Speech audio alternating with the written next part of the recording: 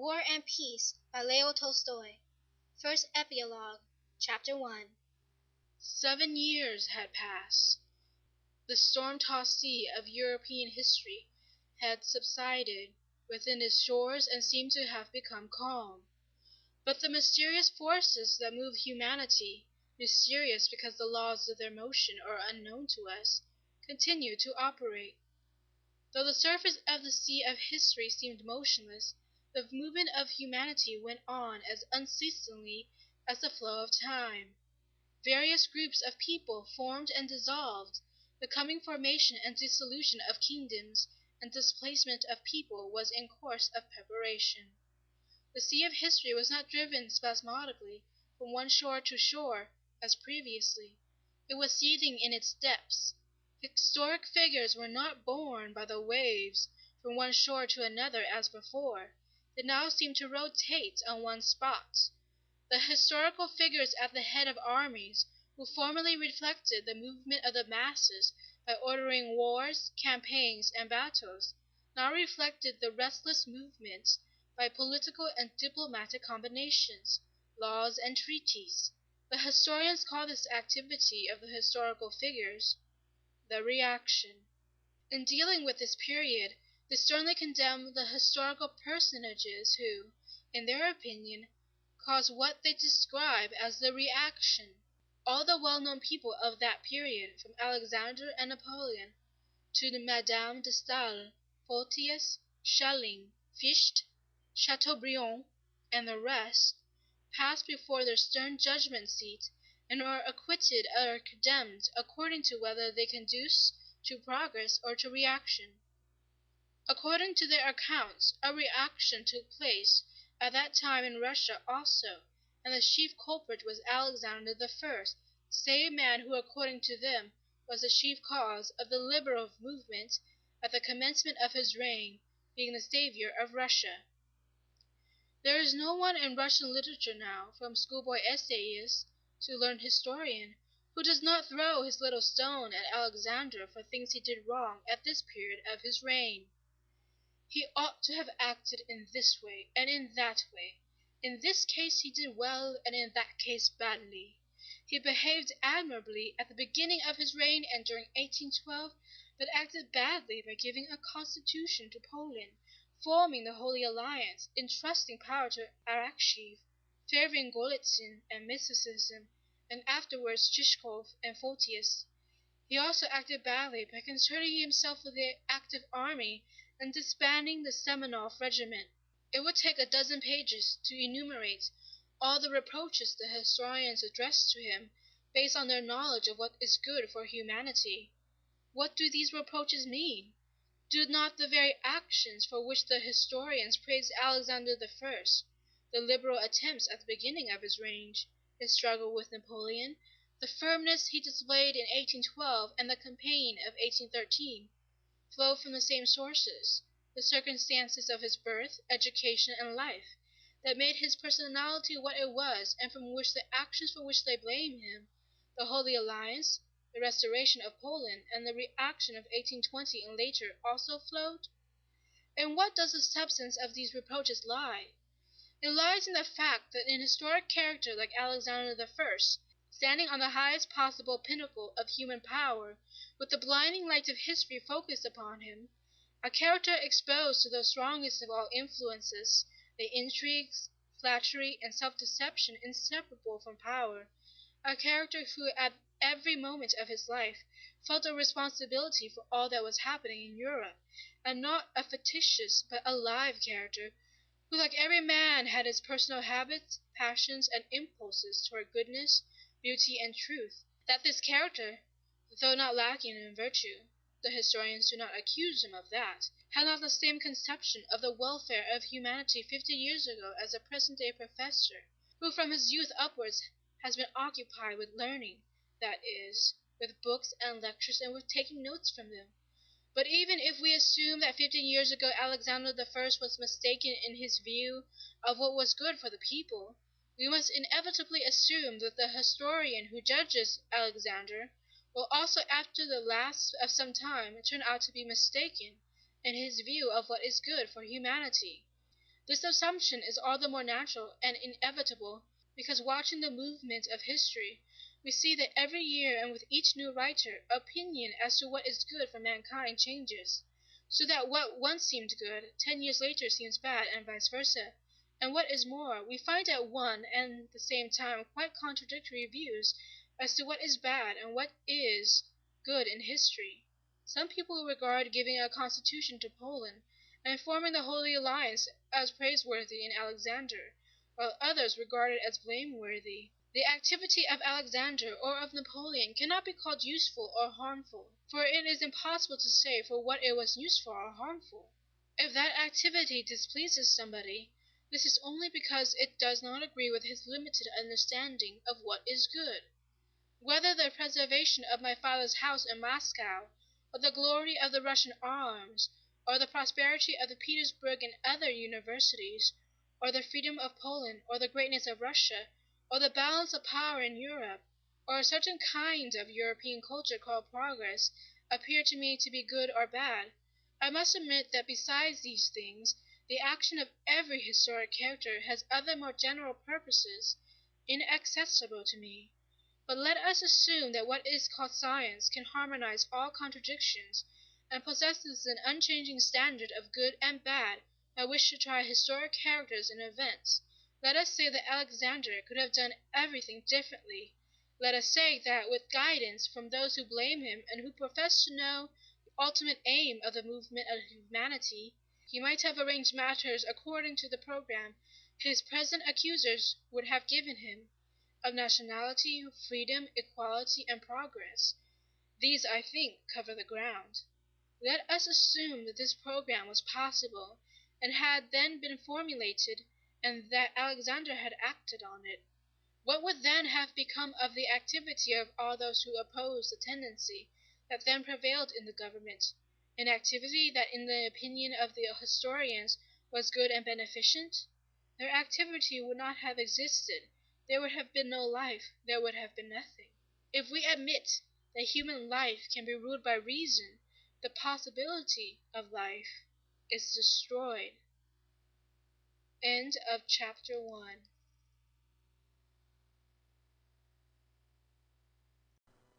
If we assume, as the historians do, that great men lead humanity to the attainment of certain ends, the greatness of Russia or of France, the balance of power in Europe, the diffusion of the ideas of the revolution, general progress, or anything else, then it is impossible to explain the facts of history without introducing the concepts of chance and genius. If the aim of the European wars at the beginning of the 19th century had been the aggrandizement of Russia, that aim might have been accomplished without all the preceding wars and without the invasion. If the aim was the aggrandizement of France, that might have been attained without the revolution and without the empire. If the aim was the dissemination of ideas, the printing press could have accomplished that much better than warfare. If the aim was the progress of civilization, it is easy to see that there are other ways of diffusing civilization more expedient than by the destruction of wealth and of human lives. Why did it happen in this and not in some other way? Because it happened so. Chance created the situation, genius utilized it, says history. But what is chance? What is genius? The words chance and genius do not denote any really existing thing, and therefore cannot be defined. Those words only denote a certain stage of understanding of phenomena. I do not know why a certain event occurs. I think that I cannot know it, so I do not try to know it, and I talk about chance. I see a force producing effects beyond the scope of ordinary human agencies. I do not understand why this occurs, and I talk of genius. To a herd of rams, the ram the herdsman drives each evening into a special enclosure to feed, and that becomes twice as fat as the others, must seem to be a genius. And it must appear an astonishing conjunction of genius with a whole series of extraordinary chances, that this ram, who instead of getting into the general fold every evening goes into a special enclosure where there are oats, that this very ram, swelling with fat, is killed for meat. But the rams need only cease to suppose that all that happens to them happens solely for the attainment of their sheepish aims. They need only admit that what happens to them may also have purposes beyond their ken, and they will at once perceive a unity and coherence in what happened to the ram that was fattened. Even if they do not know for what purpose they are fattened, they will at least know that all that happened to the ram did not happen accidentally, and will no longer need the conceptions of chance or genius. Only by renouncing our claim to discern a purpose immediately intelligible to us, and admitting the ultimate purpose to be beyond our ken, may we discern the sequence of experiences in the lives of historic characters, and perceive the cause of the effect they produce, incommensurable with ordinary human capabilities, and then the words chance and genius become superfluous. We need only confess that we do not know the purpose of the European convulsions, and that we know only the facts, that is, the murders, first in France, then in Italy, in Africa, in Prussia, in Austria, in Spain and in Russia, and that the movements from the west to the east and from the east to the west form the essence and purpose of these events. And not only shall we have no need to see exceptional ability and genius in Napoleon and Alexander, but we shall be unable to consider them to be anything but like other men, and we shall not be obliged to have recourse to chance for an explanation of those small events which made these people what they were, but it will be clear that all those small events were inevitable.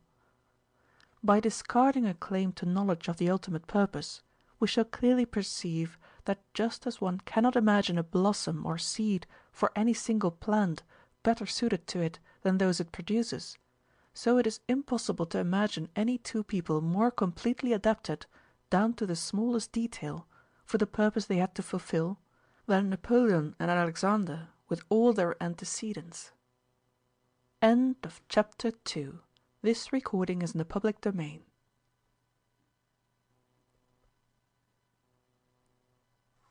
The fundamental and essential significance of the European events of the beginning of the 19th century lies in the movement of the mass of the European peoples from west to east and afterwards from east to west. The commencement of that movement was the movement from west to east. For the peoples of the west to be able to make their warlike movement to Moscow, it was necessary, 1. That they should form themselves into a military group of a size able to endure a collision with the warlike military group of the east; 2.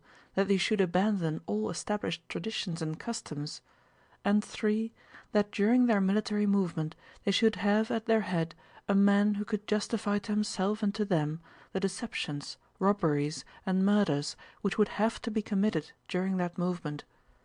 And beginning with the French Revolution, the old inadequately large group was destroyed, as well as the old habits and traditions, and step by step a group was formed of larger dimensions with new customs and traditions, and a man was produced who would stand at the head of the coming movement and bear the responsibility for all that had to be done.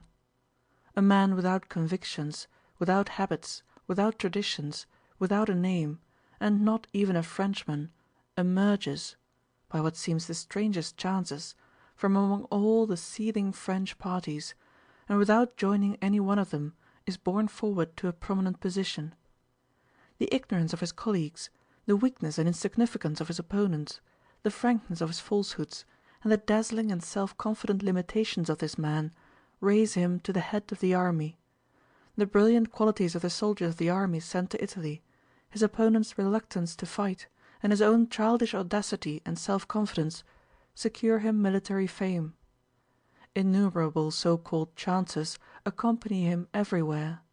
The disfavour into which he falls with the rulers of France turns to his advantage.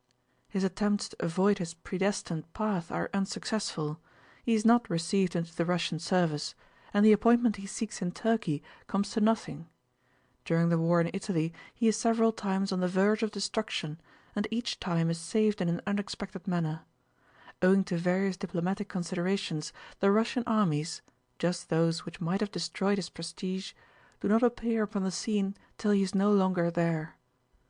On his return from Italy he finds the government in Paris in a process of dissolution in which all those who are in it are inevitably wiped out and destroyed.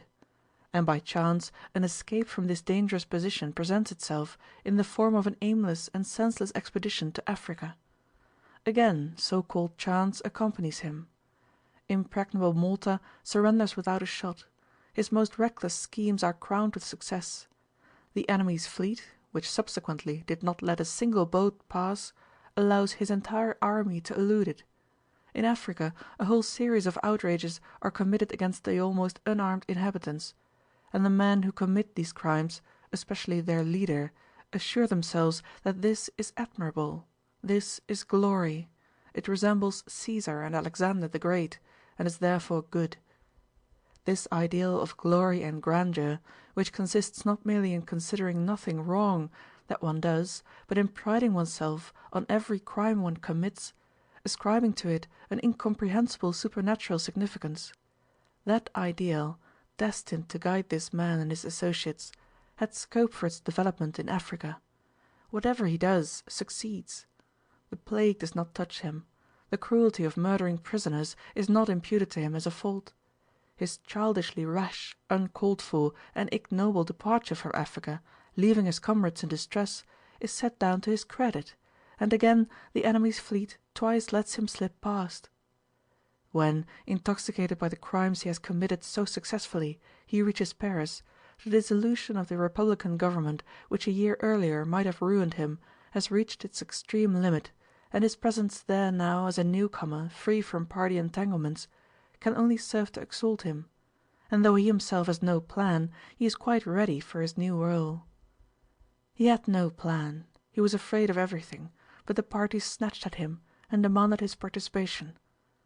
He alone, with his ideal of glory and grandeur developed in Italy and Egypt, his insane self-adulation, his boldness in crime and frankness in lying, he alone could justify what had to be done.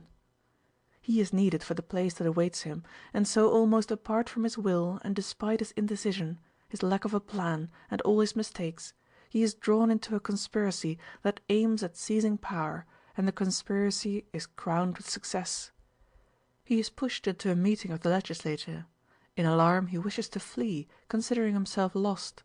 He pretends to fall into a swoon, and says senseless things that should have ruined him.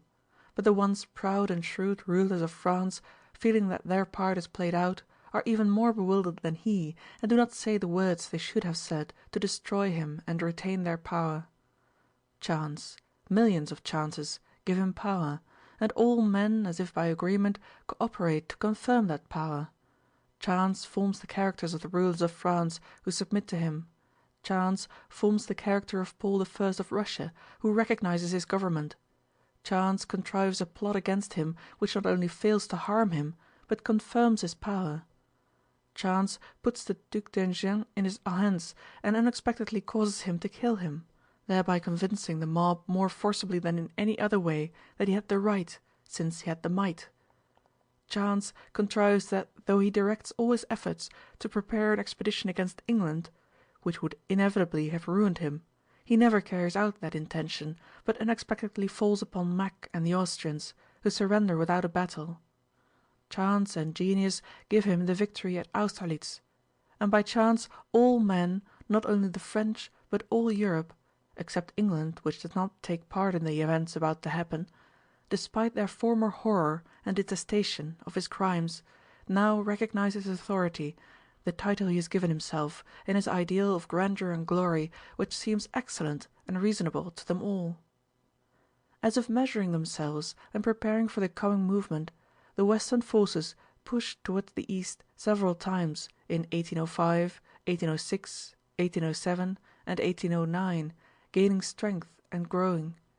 In 1811 the group of people that had formed in France unites into one group with the peoples of Central Europe. The strength of the justification of the man who stands at the head of the movement grows with the increased size of the group. During the 10-year preparatory period this man had formed relations with all the crowned heads of Europe.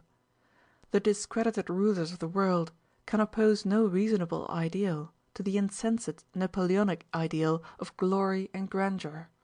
One after another they hasten to display their insignificance before him.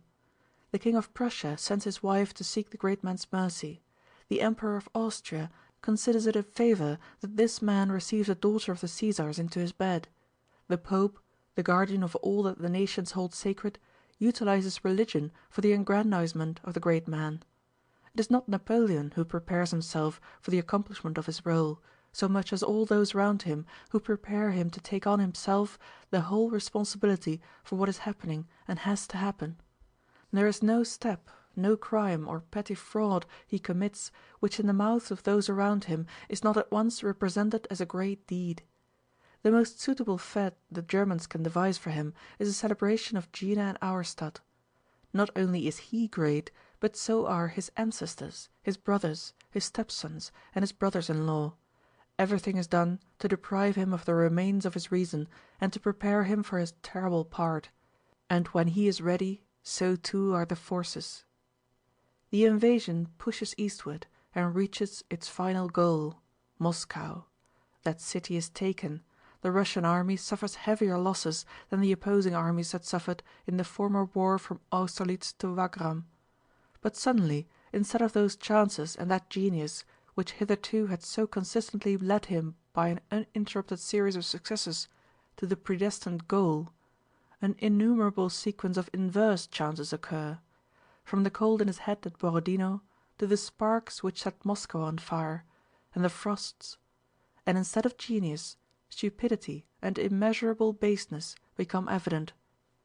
The invaders flee, turn back, flee again, and all the chances are now not for Napoleon, but always against him.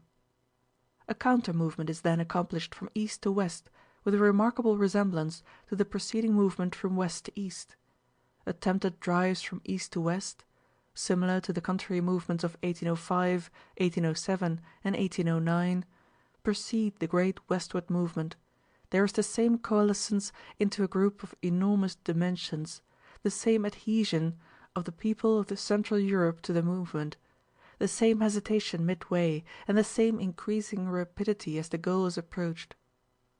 Paris, the ultimate goal, is reached. The Napoleonic government and army are destroyed. Napoleon himself is no longer of any account. All his actions are evidently pitiful and mean. But again an inexplicable chance occurs. The Allies detest Napoleon, whom they regard as the cause of their sufferings. Deprived of power and authority, his crimes and his craft exposed, he should have appeared to them what he appeared 10 years previously, and 1 year later, an outlawed brigand. But by some strange chance no one perceives this. His part is not yet ended. The man who 10 years before and a year later was considered an outlawed brigand is sent to an island 2 days' sail from France, which for some reason is presented to him as his dominion, and guards are given to him, and millions of money are paid him. End of Chapter 3. This recording is in the public domain.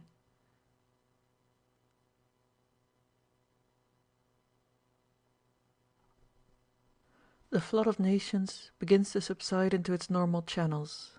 The waves of the great movement abate, and on the calm surface eddies are formed in which float the diplomatists, who imagine that they have caused the floods to abate. But the smooth sea again suddenly becomes disturbed. The diplomatists think that their disagreements are the cause of this fresh pressure of natural forces. They anticipate war between their sovereigns. The position seems to them insoluble. But the wave they feel to be rising does not come from the quarter they expect. It rises again from the same point as before, Paris. The last backwash of the movement from the west occurs, a backwash which serves to solve the apparently insuperable diplomatic difficulties and ends the military movement of that period of history. The man who had devastated France returns to France alone, without any conspiracy and without soldiers. Any guard might arrest him, but by strange chance no one does so, and all rapturously greet the man they cursed the day before and will curse again a month later. This man is still needed to justify the final collective act. that act is performed. The last role is played. The actor is bidden to disrobe and wash off his powder and paint. He will not be wanted any more. And some years pass, during which he plays a pitiful comedy to himself in solitude on his island, justifying his actions by intrigues and lies when the justification is no longer needed, and displaying to the whole world what it was that people had mistaken for strength as long as an unseen hand directed his actions. The manager, having brought the drama to a close and stripped the actor, shows him to us. See what you believed in. This is he. Do you now see that it was not he but I who moved you? But, dazed by the force of the movement, it was long before people understood this. Still greater coherence and inevitability is seen in the life of Alexander I, the man who stood at the head of the counter-movement from east to west. What was needed for him who, overshadowing others, stood at the head of that movement from east to west? What was needed was a sense of justice and a sympathy with European affairs, but a remote sympathy, not dulled by petty interests, a moral superiority over those sovereigns of the day who cooperated with him, a mild and attractive personality, and a personal grievance against Napoleon. And all this was found in Alexander I. All this had been prepared by innumerable so-called chances in his life, his education, his early liberalism, the advisers who surrounded him, and by Austerlitz and Tilsit and Erfurt. During the national war he was inactive because he was not needed, but as soon as the necessity for a general European war presented itself, he appeared in his place at the given moment and, uniting the nations of Europe, led them to the goal. The goal is reached. After the final war of 1815, Alexander possesses all possible power. How does he use it? Alexander I, the pacifier of Europe, the man who from his early years had striven only for his people's welfare, the originator of the liberal innovations in his fatherland, now that he seemed to possess the utmost power, and therefore to have the possibility of bringing about the welfare of his peoples, at the time when Napoleon in exile was drawing up childish and mendacious plans of how he would have made mankind happy had he retained power, Alexander I, having fulfilled his mission and feeling the hand of God upon him, suddenly recognizes the insignificance of that supposed power, turns away from it, and gives it into the hands of contemptible men whom he despises, saying only, "Not unto us, not unto us, but unto thy name. I too am a man like the rest of you. Let me live like a man and think of my soul and of God." As the sun and each atom of ether is a sphere complete in itself, and yet at the same time only a part of a whole too immense for man to comprehend, so each individual has within himself his own aims, and yet has them to serve a general purpose incomprehensible to man. A bee settling on a flower has stung a child, and the child is afraid of bees and declares that bees exist to sting people. A poet admires the bee sucking from the chalice of a flower and says it exists to suck the fragrance of flowers. A beekeeper, seeing the bee collect pollen from flowers and carry it to the hive, says that it exists to gather honey. Another beekeeper, who has studied the life of the hive more closely, says that the bee gathers pollen dust to feed the young bees and rear a queen, and that it exists to perpetuate its race. A botanist notices that the bee flying with the pollen of a male flower to a pistil fertilizes the latter, and sees in this the purpose of the bee's existence. Another, observing the migration of plants, notices that the bee helps in this work, and may say that in this lies the purpose of the bee. But the ultimate purpose of the bee is not exhausted by the first, the second, or any of the processes the human mind can discern. The higher the human intellect rises in the discovery of these purposes, the more obvious it becomes that the ultimate purpose is beyond our comprehension. all that is accessible to man is the relation of the life of the bee to other manifestations of life. And so it is with the purpose of historic characters and nations. End of chapter 4. This recording is in the public domain.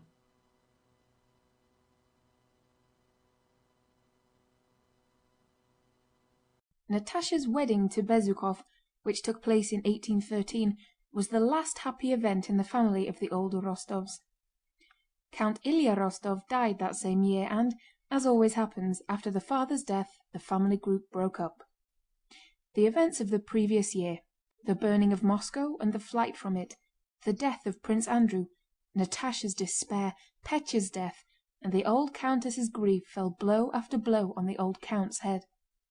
He seemed to be unable to understand the meaning of all these events, and bowed his old head in a spiritual sense, as if expecting and inviting further blows which would finish him.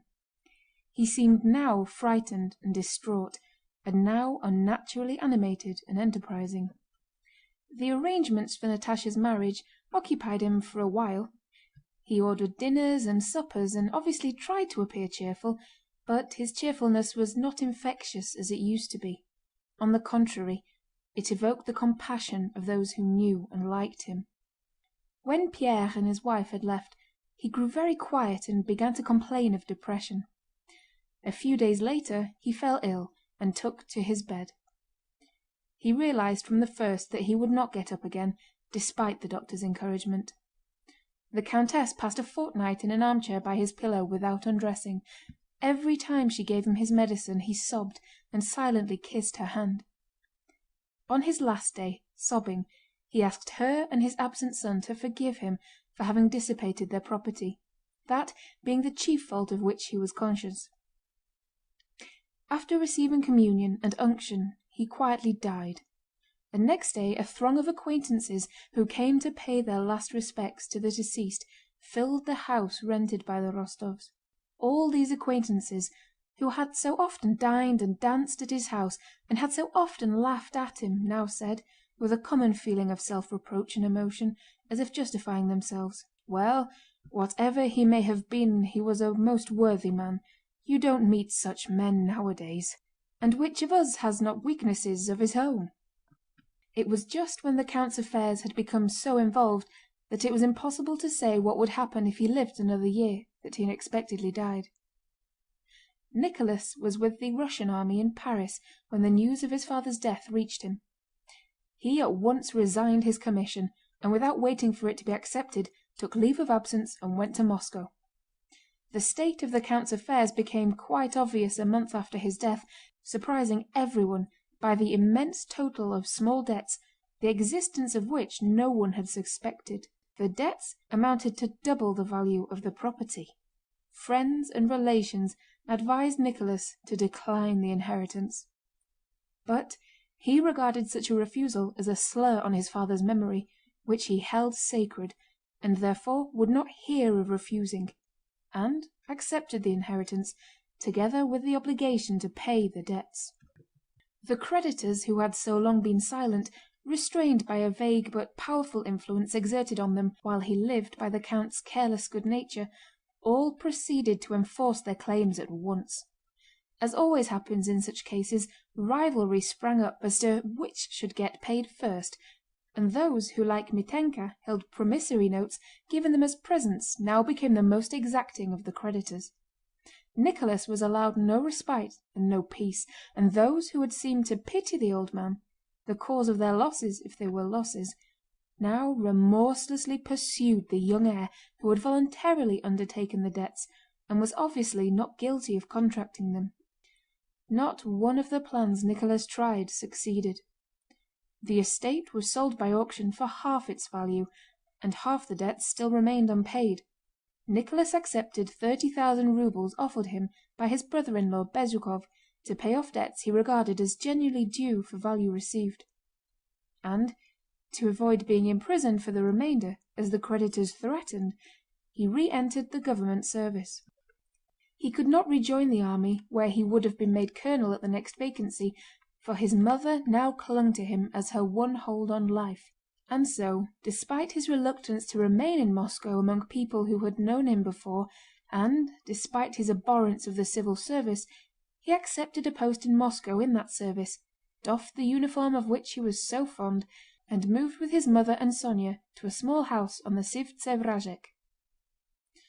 Natásha and Pierre were living in Petersburg at the time and had no clear idea of Nicholas's circumstances. Having borrowed money from his brother-in-law, Nicholas tried to hide his wretched condition from him. His position was the more difficult because with his salary of 1,200 rubles he had not only to keep himself, his mother, and Sónya, but had to shield his mother from knowledge of their poverty. The countess could not conceive of life without the luxurious conditions she had been used to from childhood, and, unable to realize how hard it was for her son, kept demanding now a carriage, which they did not keep, to send for a friend, now some expensive article of food for herself, or wine for her son, or money to buy a present as a surprise for Natásha or Sónya, or for Nicholas himself. Sónya kept house, attended on her aunt, read to her, put up with her whims and secret ill will, and helped Nicholas to conceal their poverty from the old countess. Nicholas felt himself irredeemably indebted to Sónya for all she was doing for his mother, and greatly admired her patience and devotion, but tried to keep aloof from her. He seemed in his heart to reproach her for being too perfect, and because there was nothing to reproach her with. She had all that people are valued for, but little that could have made him love her. He felt that the more he valued her, the less he loved her. He had taken her at her word when she wrote giving him his freedom, and now behaved as if all that had passed between them had been long forgotten and could never in any case be renewed. Nicholas's position became worse and worse. The idea of putting something aside out of his salary proved a dream.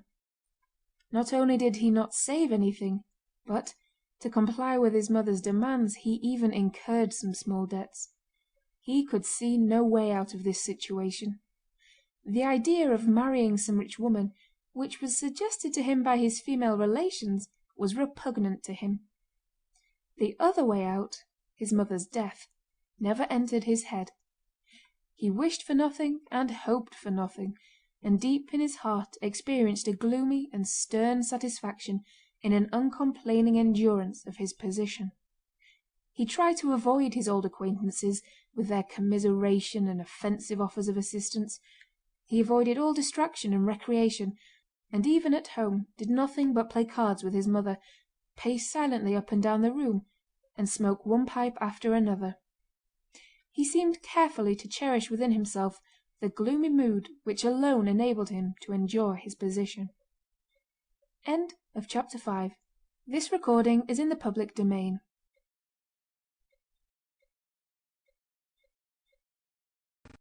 At the beginning of winter, Princess Mary came to Moscow. From reports current in town, she learned how the Rostóvs were situated, and how "the son has sacrificed himself for his mother," as people were saying. "I never expected anything else of him," said Princess Mary to herself, feeling a joyous sense of her love for him. Remembering her friendly relations with all the Rostóvs, which had made her almost a member of the family, she thought it her duty to go to see them. But remembering her relations with Nicholas in Vorónezh, she was shy about doing so. Making a great effort, she did, however, go to call on them a few weeks after her arrival in Moscow. Nicholas was the first to meet her, as the countess' room could only be reached through his. But instead of being greeted with pleasure as she had expected, at his first glance at her his face assumed a cold, stiff, proud expression she had not seen on it before. He inquired about her health, led the way to his mother, and having sat there for 5 minutes, left the room. When the princess came out of the countess' room, Nicholas met her again, and with marked solemnity and stiffness accompanied her to the ante-room. To her remarks about his mother's health he made no reply. "What's that to you? Leave me in peace," his looks seemed to say. "Why does she come prowling here? What does she want? I can't bear these ladies and all these civilities," said he aloud in Sónya's presence, evidently unable to repress his vexation after the prince's carriage had disappeared. "Oh, Nicholas, how can you talk like that?" cried Sónya, hardly able to conceal her delight. "She is so kind, and mamma is so fond of her." Nicholas did not reply, and tried to avoid speaking of the Princess any more. But after her visit the old Countess spoke of her several times a day. She sang her praises, insisted that her son must call on her, expressed a wish to see her often, but yet always became ill-humoured when she began to talk about her. Nicholas tried to keep silence when his mother spoke of the Princess, but his silence irritated her. "She is a very admirable and excellent young woman," said she, "and you must go and call on her. You would at least be seeing somebody, and I think it must be dull for you only seeing us." "But I don't in the least want to, mamma." "You used to want to, and now you don't. Really, I don't understand you, my dear. One day you are dull, and the next you refuse to see anyone." "But I never said I was dull." "Why, you said yourself you don't want even to see her. She is a very admirable young woman, and you always liked her, but now suddenly you've got some notion or other in your head. You hide everything from me." "Not at all, mamma." "If I were asking you to do something disagreeable now, but I only ask you to return a call. One would think mere politeness required it. Well, I've asked you, and now I won't interfere any more, since you have secrets from your mother." "Well then, I'll go, if you wish it." "It doesn't matter to me. I only wish it for your sake." Nicholas sighed, bit his moustache, and laid out the cards for a patience, trying to divert his mother's attention to another topic. The same conversation was repeated next day, and the day after, and the day after that. After her visit to the Rostóvs and her unexpectedly chilly reception by Nicholas, Princess Mary confessed to herself that she had been right in not wishing to be the first to call. "I expected nothing else," she told herself, calling her pride to her aid. "I have nothing to do with him, and I only wanted to see the old lady, who was always kind to me and to whom I am under many obligations." But she could not pacify herself with these reflections. A feeling akin to remorse troubled her when she thought of her visit. Though she had firmly resolved not to call on the Rostóvs again, and to forget the whole matter, she felt herself all the time in an awkward position. And when she asked herself what distressed her, she had to admit that it was her relation to Rostóv. His cold, polite manner did not express his feeling for her, she knew that, but it concealed something, and until she could discover what that something was, she felt that she could not be at ease. One day in midwinter, when sitting in the schoolroom attending to her nephew's lessons, she was informed that Rostóv had called. With a firm resolution not to betray herself and not show her agitation, she sent for Mademoiselle Bourienne and went with her to the drawing-room. Her first glance at Nicholas' face told her that he had only come to fulfill the demands of politeness, and she firmly resolved to maintain the tone in which he addressed her. They spoke of the Countess' health, of their mutual friends, of the latest war news, and when the 10 minutes required by propriety had elapsed after which a visitor may rise, Nicholas got up to say good-bye. With Mademoiselle Bourienne's help, the Princess had maintained the conversation very well, but at the very last moment, just when he rose, she was so tired of talking of what did not interest her, and her mind was so full of the question why she alone was granted so little happiness in life, that in a fit of absent-mindedness she sat still, her luminous eyes gazing fixedly before her, not noticing that he had risen. Nicholas glanced at her and, wishing to appear not to notice her abstraction, made some remark to Mademoiselle Bourienne, and then again looked at the Princess. She still sat motionless, with a look of suffering on her gentle face. He suddenly felt sorry for her, and was vaguely conscious that he might be the cause of the sadness her face expressed. He wished to help her and say something pleasant, but could think of nothing to say. "Good-bye, Princess," said he. She started, flushed, and sighed deeply. "Oh, I beg your pardon," she said, as if waking up. "Are you going already, Count? Well then, good-bye. Oh, but the cushion for the Countess." "Wait a moment, I'll fetch it," said Mademoiselle Bourienne, and she left the room. They both sat silent, with an occasional glance at one another.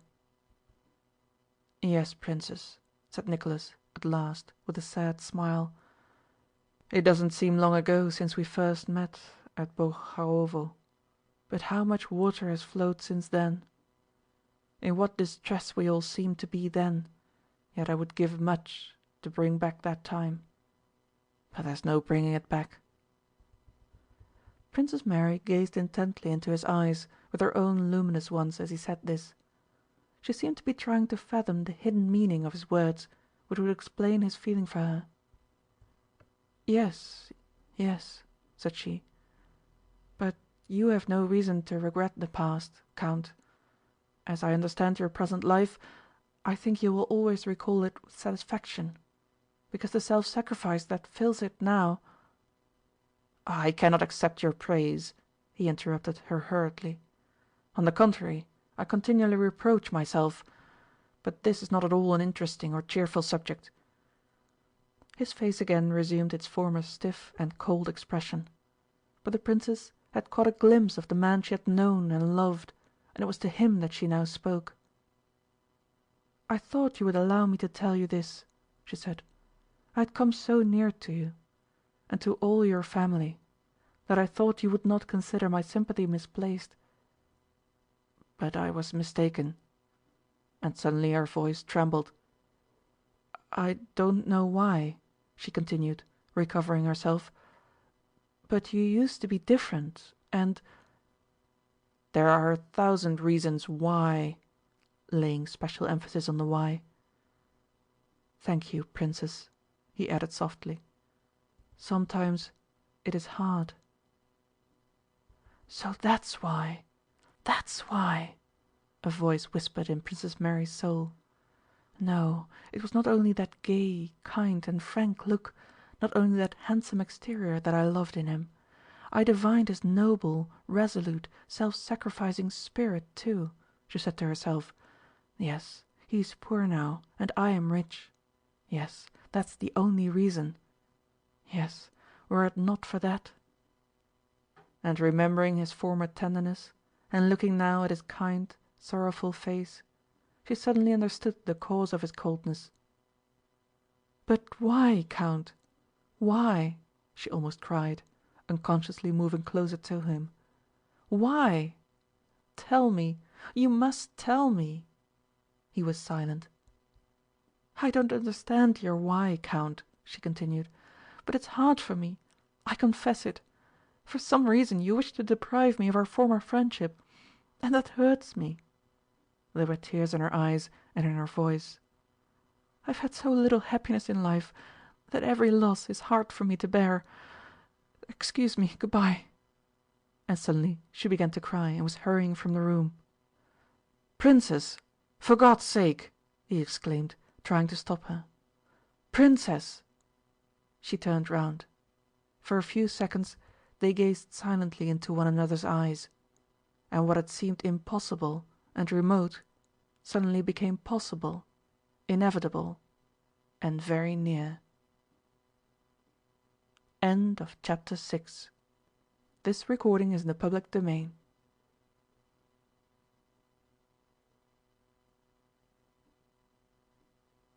In the winter of 1813, Nicholas married Princess Mary and moved to Bald Hills with his wife, his mother, and Sónya. Within 4 years he had paid off all his remaining debts without selling any of his wife's property, and, having received a small inheritance on the death of a cousin, he paid his debt to Pierre as well. In another 3 years, by 1820, he had so managed his affairs that he was able to buy a small estate adjoining Bald Hills, and was negotiating to buy back Otrádnoe, that being his pet dream. Having started farming from necessity, he soon grew so devoted to it that it became his favorite and almost his sole occupation. Nicholas was a plain farmer. He did not like innovations, especially the English ones then coming into vogue. He laughed at theoretical treatises on estate management, disliked factories, the raising of expensive products, and the buying of expensive seed corn, and did not make a hobby of any particular part of the work on his estate. He always had before his mind's eye the estate as a whole, and not any particular part of it. The chief thing in his eyes was not the nitrogen in the soil, nor the oxygen in the air, nor manures, nor special ploughs, but that most important agent by which nitrogen, oxygen, manure, and plough were made effective, the peasant labourer. When Nicholas first began farming and began to understand its different branches, it was the serf who especially attracted his attention. The peasant seemed to him not merely a tool, but also a judge of farming and an end in himself. At first he watched the serfs, trying to understand their aims and what they considered good and bad, and only pretended to direct them and give orders, while in reality learning from them their methods, their manner of speech, and their judgment of what was good and bad.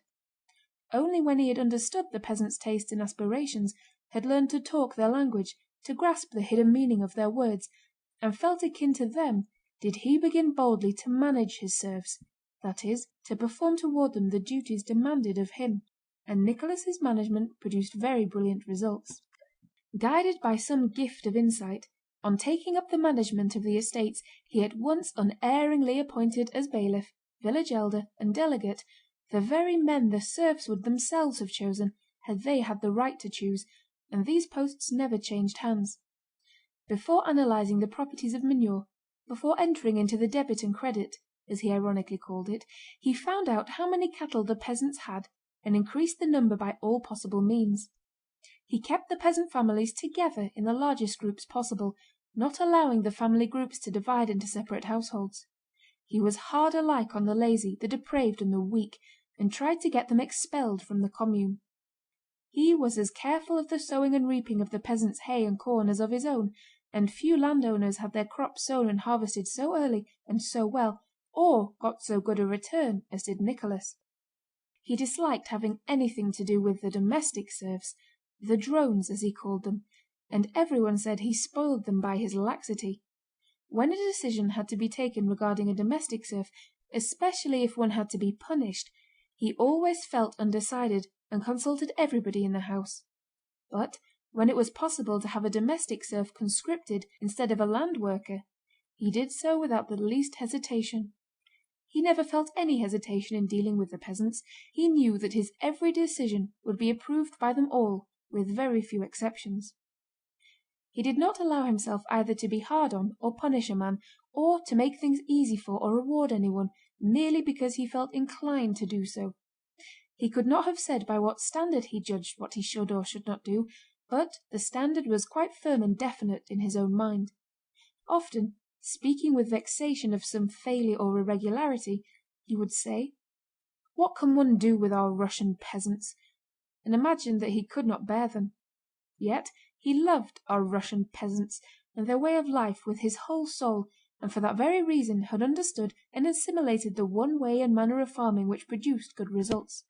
Countess Mary was jealous of this passion of her husband's and regretted that she could not share it.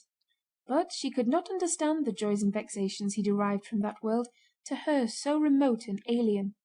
She could not understand why he was so particularly animated and happy when, after getting up at daybreak and spending the whole morning in the fields or on the threshing floor, he returned from the sowing or mowing or reaping to have tea with her. She did not understand why he spoke with such admiration and delight of the farming of the thrifty and well-to-do peasant Matthew Ermíshin, who, with his family, had carted corn all night, or of the fact that his, Nicholas's, sheaves were already stacked before anyone else had his harvest in. She did not understand why he stepped out from his window to the veranda and smiled under his moustache and winked so joyfully when warm, steady rain began to fall on the dry and thirsty shoots of the young oats, or why, when the wind carried away a threatening cloud during the hay harvest, he would return from the barn flushed, sunburned, and perspiring, with a smell of wormwood and gentian in his hair, and, gleefully rubbing his hands, would say, "Well, one more day and my grain and the peasants will all be under cover." Still less did she understand why he, kind-hearted and always ready to anticipate her wishes, should become almost desperate when she brought him a petition from some peasant men or women who had appealed to her to be excused some work. Why he, that kind Nicholas, should obstinately refuse her, angrily asking her not to interfere in what was not her business. She felt he had a world apart, which he loved passionately, and which had laws she had not fathomed. Sometimes, when trying to understand him, she spoke of the good work he was doing for his serfs, he would be vexed and reply: "Not in the least. It never entered my head, and I wouldn't do that for their good. That's all poetry and old wives' talk. All that doing good to one's neighbour. What I want is that our children should not have to go begging. I must put our affairs in order while I am alive, that's all. And to do that, order and strictness are essential. That's all about it," said he, clenching his vigorous fist. "And fairness, of course," he added, "for if the peasant is naked and hungry, and has only one miserable horse, he can do no good either for himself or for me." And all Nicholas did was fruitful, probably just because he refused to allow himself to think that he was doing good to others for virtue's sake. His means increased rapidly. Serfs from neighbouring estates came to beg him to buy them, and long after his death the memory of his administration was devoutly preserved among the serfs. He was a master. The peasants' affairs first and then his own. Of course he was not to be trifled with either. In a word, he was a real master. End of chapter 7. This recording is in the public domain.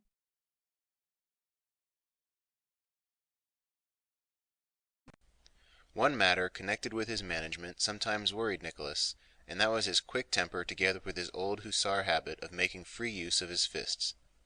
At first he saw nothing reprehensible in this, but in the second year of his marriage his view of that form of punishment suddenly changed. Once in summer he had sent for the village elder from Bogucharovo, a man who had succeeded to the post when Dron died and who was accused of dishonesty and various irregularities. Nicholas went out into the porch to question him, and immediately after the elder had given a few replies the sound of cries and blows were heard. On returning to lunch Nicholas went up to his wife, who sat with her head bent low over her embroidery frame, and as usual began to tell her what he had been doing that morning. Among other things he spoke of the Bogucharovo elder. Countess Mary turned red and then pale, but continued to sit with her head bowed and lips compressed, and gave her husband no reply.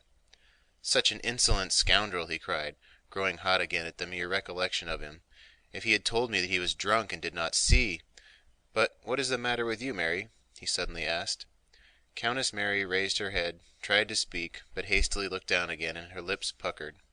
"Why, whatever is the matter, my dearest?" The looks of the plain Countess Mary always improved when she was in tears. She never cried from pain or vexation, but always from sorrow or pity, and when she wept her radiant eyes acquired an irresistible charm. The moment Nicholas took her hand she could no longer restrain herself and began to cry. "Nicholas, I saw it. He was to blame. But why do you... Nicholas..." And she covered her face with her hands. Nicholas said nothing. He flushed crimson, left her side, and paced up and down the room. He understood what she was weeping about, but could not in his heart at once agree with her that what he had regarded from childhood as quite an everyday event was wrong. "Is it just sentimentality, old wives' tales, or is she right?" he asked himself. Before he had solved that point he glanced again at her face, filled with love and pain, and he suddenly realized that she was right and that he had long been sinning against himself. "Mary," he said softly, going up to her, "it will never happen again. I give you my word." "Never," he repeated in a trembling voice like a boy asking for forgiveness. The tears flowed faster still from the Countess's eyes. She took his hand and kissed it. "Nicholas, when did you break your cameo?" she asked to change the subject, looking at his finger on which he wore a ring with a cameo of Laocoon's head. "Today." "It was the same affair. Oh, Mary, don't remind me of it," and again he flushed. "I give you my word of honor it shan't occur again, and let this always be a reminder to me," and he pointed to the broken ring. After that, when in discussions with his village elders or stewards the blood rushed to his face and his fists began to clench, Nicholas would turn the broken ring on his finger and would drop his eyes before the man who was making him angry. But he did forget himself once or twice within a 12-month, and then he would go and confess to his wife and would again promise that this should really be the very last time. "Mary, you must despise me," he would say. "I deserve it." "You should go. Go away at once if you don't feel strong enough to control yourself," she would reply sadly, trying to comfort her husband. Among the gentry of the province, Nicholas was respected but not liked. He did not concern himself with the interests of his own class, and consequently some thought him proud and others thought him stupid. The whole summer, from spring sowing to harvest, he was busy with the work on his farm. In autumn he gave himself up to hunting with the same business-like seriousness, leaving home for a month or even 2 with his hunt. In winter he visited his other villages, or spent his time reading. The books he read were chiefly historical, and on these he spent a certain sum every year. He was collecting, as he said, a serious library, and he made it a rule to read through all the books he bought. He would sit in his study with a grave air, reading, a task he first imposed upon himself as a duty, but which afterwards became a habit, affording him a special kind of pleasure, and a consciousness of being occupied with serious matters. In winter, except for business excursions, he spent most of his time at home making himself one with his family, and entering into all the details of his children's relations with their mother. The harmony between him and his wife grew closer and closer, and he daily discovered fresh spiritual treasures in her. From the time of his marriage, Sónya had lived in his house. Before that, Nicholas had told his wife all that had passed between himself and Sónya, blaming himself and commending her. He had asked Princess Mary to be gentle and kind to his cousin. She thoroughly realized the wrong he had done Sónya, felt herself to blame toward her, and imagined that her wealth had influenced Nicholas's choice. She could not find fault with Sónya in any way, and tried to be fond of her, but often felt ill will toward her, which she could not overcome. Once she had a talk with her friend Natásha about Sónya, and about her own injustice toward her. "You know," said Natásha, "you have read the Gospels a great deal. There is a passage in them that just fits Sónya." "What?" asked Countess Mary, surprised. "To him that hath shall be given, and from him that hath not shall be taken away. You remember. She is one that hath not. Why, I don't know. Perhaps she lacks egotism. I don't know. But from her is taken away, and everything has been taken away. Sometimes I am dreadfully sorry for her. Formerly I very much wanted Nicholas to marry her, but I always had a sort of presentiment that it would not come off. She is a sterile flower, you know, like some strawberry blossoms. Sometimes I am sorry for her, and sometimes I think she doesn't feel it as you or I would." Though Countess Mary told Natásha that those words in the Gospel must be understood differently, yet looking at Sónya she agreed with Natásha's explanation. It really seemed that Sónya did not feel her position trying, and had grown quite reconciled to her lot as a sterile flower. She seemed to be fond not so much of individuals as of the family as a whole. Like a cat, she had attached herself not to the people, but to the home. She waited on the old countess, petted and spoiled the children, was always ready to render the small services for which she had a gift, and all this was unconsciously accepted from her, with insufficient gratitude. The country seat at Bald Hills had been rebuilt, though not on the same scale as under the old prince. The buildings, begun under strange circumstances, were more than simple. The immense house on the old stone foundations was of wood, plastered only inside. It had bare deal floors and was furnished with very simple hard sofas, armchairs, tables, and chairs, made by their own serf carpenters out of their own birch wood. The house was spacious and had rooms for the house serfs and apartments for visitors. Whole families of the Rostóvs' and Bolkónskis' relations sometimes came to Bald Hills with 16 horses and dozens of servants, and stayed for months. Besides that, 4 times a year, on the name days and birthdays of the hosts, as many as 100 visitors would gather there for a day or two. The rest of the year life pursued its unbroken routine with its ordinary occupations, and its breakfasts, lunches, dinners, and suppers provided out of the produce of the estate.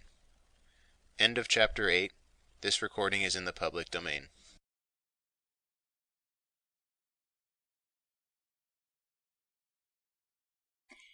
It was the eve of St. Nicholas, the 5th of December, 1820. Natásha had been staying at her brother's with her husband and children since early autumn. Pierre had gone to Petersburg on business of his own for 3 weeks, as he said, but had remained there nearly 7 weeks and was expected back every minute. Besides the Bezúkhov family, Nicholas's old friend, the retired general Vasíli Dmítrich Denísov, was staying with the Rostóvs this 5th of December. On the 6th, which was his name day, when the house would be full of visitors, Nicholas knew he would have to exchange his Tartar tunic for a tailcoat, and put on narrow boots with pointed toes, and drive to the new church he had built, and then receive visitors who would come to congratulate him, offer them refreshments, and talk about the elections of the nobility. But he considered himself entitled to spend the eve of that day in his usual way. He examined the bailiff's accounts of the village in Ryazán, which belonged to his wife's nephew, wrote 2 business letters, and walked over to the granaries, cattle yards, and stables before dinner. Having taken precautions against the general drunkenness to be expected on the morrow, because it was a great saint's day, he returned to dinner, and without having time for a private talk with his wife, sat down at the long table laid for 20 persons, at which the whole household had assembled. At that table were his mother, his mother's old lady companion Belova, his wife, their 3 children, with their governess and tutor, his wife's nephew with his tutor, Sónya, Denísov, Natásha, her 3 children, their governess, and old Michael Ivánovich, the late prince's architect, who was living on in retirement at Bald Hills. Countess Mary sat at the other end of the table. When her husband took his place she concluded, from the rapid manner in which after taking up his table napkin he pushed back the tumbler and wine-glass standing before him, that he was out of humour, as was sometimes the case when he came into dinner straight from the farm, especially before the soup. Countess Mary well knew that mood of his, and when she herself was in a good frame of mind, quietly waited till he had had his soup, and then began to talk to him and make him admit that there was no cause for his ill humour. But today she quite forgot that, and was hurt that he should be angry with her without any reason, and she felt unhappy. She asked him where he had been. He replied. She again inquired whether everything was going well on the farm. Her unnatural tone made him wince unpleasantly, and he replied hastily. "Then I'm not mistaken," thought Countess Mary. "Why is he cross with me?" She concluded from his tone that he was vexed with her and wished to end the conversation. She knew her remark sounded unnatural, but could not refrain from asking some more questions. Thanks to Denísov, the conversation at table soon became general and lively, and she did not talk to her husband. When they left the table and went as usual to thank the old countess, Countess Mary held out her hand and kissed her husband, and asked him why he was angry with her. "You always have such strange fancies. I didn't even think of being angry," he replied. But the word always seemed to her to imply, "Yes, I am angry, but I won't tell you why." Nicholas and his wife lived together so happily that even Sónya and the old countess, who felt jealous and would have liked them to disagree, could find nothing to reproach them with. But even they had their moments of antagonism. Occasionally, and it was always just after they had been happiest together, they suddenly had a feeling of estrangement and hostility, which occurred most frequently during Countess Mary's pregnancies, and this was such a time. "Well, messieurs et mesdames," said Nicholas loudly and with apparent cheerfulness, it seemed to Countess Mary that he did it on purpose to vex her, "I have been on my feet since 6 this morning. Tomorrow I shall have to suffer, so today I'll go and rest." And without a word to his wife he went to the little sitting room and lay down on the sofa. "That's always the way," thought Countess Mary. "He talks to everyone except me. I see that I am repulsive to him, especially when I'm in this condition." She looked down at her expanded figure and in the glass at her pale, sallow, emaciated face in which her eyes now looked larger than ever. And everything annoyed her: Denísov's shouting and laughter, Natásha's talk, and especially a quick glance Sónya gave her. Sónya was always the first excuse Countess Mary found for feeling irritated. Having sat a while with her visitors, without understanding anything of what they were saying, she softly left the room and went to the nursery. The children were playing at going to Moscow in a carriage made of chairs, and invited her to go with them. She sat down and played with them a little, but the thought of her husband and his unreasonable crossness worried her. She got up and, walking on tiptoe with difficulty, went to the small sitting room. "Perhaps he is not asleep. I'll have an explanation with him," she said to herself. Little Andrew, her eldest boy, imitating his mother, followed her on tiptoe. She did not notice him. "Mary, dear, I think he is asleep. He was so tired," said Sónya, meeting her in the large sitting room. It seemed to Countess Mary that she crossed her path everywhere. "Andrew may wake him." Countess Mary looked round, saw little Andrew following her, felt that Sónya was right, and for that very reason flushed, and with evident difficulty refrained from saying something harsh. She made no reply, but to avoid obeying Sónya, beckoned to Andrew to follow her quietly and went to the door. Sónya went away by another door. From the room in which Nicholas was sleeping came the sound of his even breathing, every slightest tone of which was familiar to his wife. As she listened to it she saw before her his smooth, handsome forehead, his moustache, and his whole face, as she had so often seen it in the stillness of the night when he slept. Nicholas suddenly moved and cleared his throat, and at that moment little Andrew shouted from outside the door: "Papa! Mamma's standing here!" Countess Mary turned pale with fright and made signs to the boy. He grew silent, and quiet ensued for a moment, terrible to Countess Mary. She knew how Nicholas disliked being waked. Then through the door she heard Nicholas clearing his throat again and stirring, and his voice said crossly: "I can't get a moment's peace. Mary, is that you? Why did you bring him here?" "I only came in to look and did not notice. Forgive me." Nicholas coughed and said no more. Countess Mary moved away from the door and took the boy back to the nursery. 5 minutes later, little black-eyed 3-year-old Natásha, her father's pet, having learned from her brother that Papa was asleep and Mamma was in the sitting-room, ran to her father unobserved by her mother. The dark-eyed little girl boldly opened the creaking door, went up to the sofa with energetic steps of her sturdy little legs, and having examined the position of her father, who was asleep with his back to her, rose on tiptoe and kissed the hand which lay under his head. Nicholas turned with a tender smile on his face. "Natásha, Natásha!" came Countess Mary's frightened whisper from the door. "Papa wants to sleep." "No, Mamma, he doesn't want to sleep," said little Natásha with conviction. "He's laughing." Nicholas lowered his legs, rose, and took his daughter in his arms. "Come in, Mary," he said to his wife. She went in and sat down by her husband. "I did not notice him following me," she said timidly. "I just looked in." Holding his little girl with one arm, Nicholas glanced at his wife and, seeing her guilty expression, put his other arm around her and kissed her hair.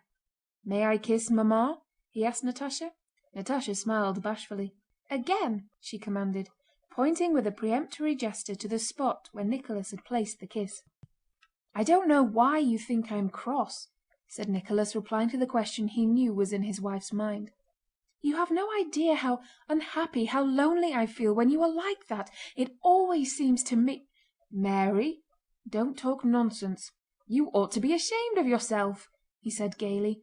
"It seems to be that you can't love me, that I am so plain always, and now in this Oh, how absurd you are! It is not beauty that endears, it's love that makes us see beauty. It is only Malvinus and Wern of that kind who are loved for their beauty. But do I love my wife? I don't love her, but I don't know how to put it. Without you, or when something comes between us like this, I seem lost and can't do anything. Now, do I love my finger? I don't love it, but just try to cut it off. I'm not like that myself, but I understand. So you're not angry with me?" "Awfully angry," he said, smiling and getting up, and smoothing his hair he began to pace the room. "Do you know, Mary, what I've been thinking?" he began, immediately thinking aloud in his wife's presence, now that they had made it up. He did not ask if she was ready to listen to him, he did not care. A thought had occurred to him, and so it belonged to her also, and he told her of his intention to persuade Pierre to stay with them till spring. Countess Mary listened till he had finished, made some remark, and in her turn began thinking aloud. Her thoughts were about the children.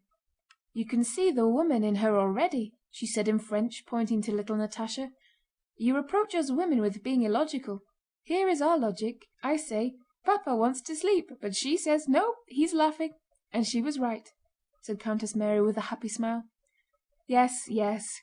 And Nicholas, taking his little daughter in his strong hand, lifted her high, placed her on his shoulder, held her by the legs, and paced the room with her. There was an expression of carefree happiness on the faces of both father and daughter. "But you know you may be unfair. You are too fond of this one," his wife whispered in French. "Yes, but what am I to do? I try not to show." At that moment they heard the sound of the door pulley and footsteps in the hall and anteroom, as if someone had arrived. "Somebody has come. I am sure it is Pierre. I will go and see," said Countess Mary, and left the room. In her absence Nicholas allowed himself to give his little daughter a gallop round the room. Out of breath he took the laughing child quickly from his shoulder and pressed her to his heart. His capers reminded him of dancing, and looking at the child's round happy little face he thought of what she would be like when he was an old man, taking her into society and dancing the mazurka with her as his old father had danced Daniel Cooper with his daughter. "It is he, Nicholas!" said Countess Mary, re-entering the room a few minutes later. "Now our Natásha has come to life. You should have seen her ecstasy, and how he caught it for having stayed away so long. Well, come along now, quick, quick! It's time you two were parted," she added, looking smilingly at the little girl who clung to her father. Nicholas went out holding the child by the hand. Countess Mary remained in the sitting room. "I should never, never have believed that one could be so happy," she whispered to herself. A smile lit up her face, but at the same time she sighed, and her deep eyes expressed a quiet sadness, as though she felt, through her happiness, that there is another sort of happiness unattainable in this life, and of which she involuntarily thought at that instant. End of chapter 9. This recording is in the public domain.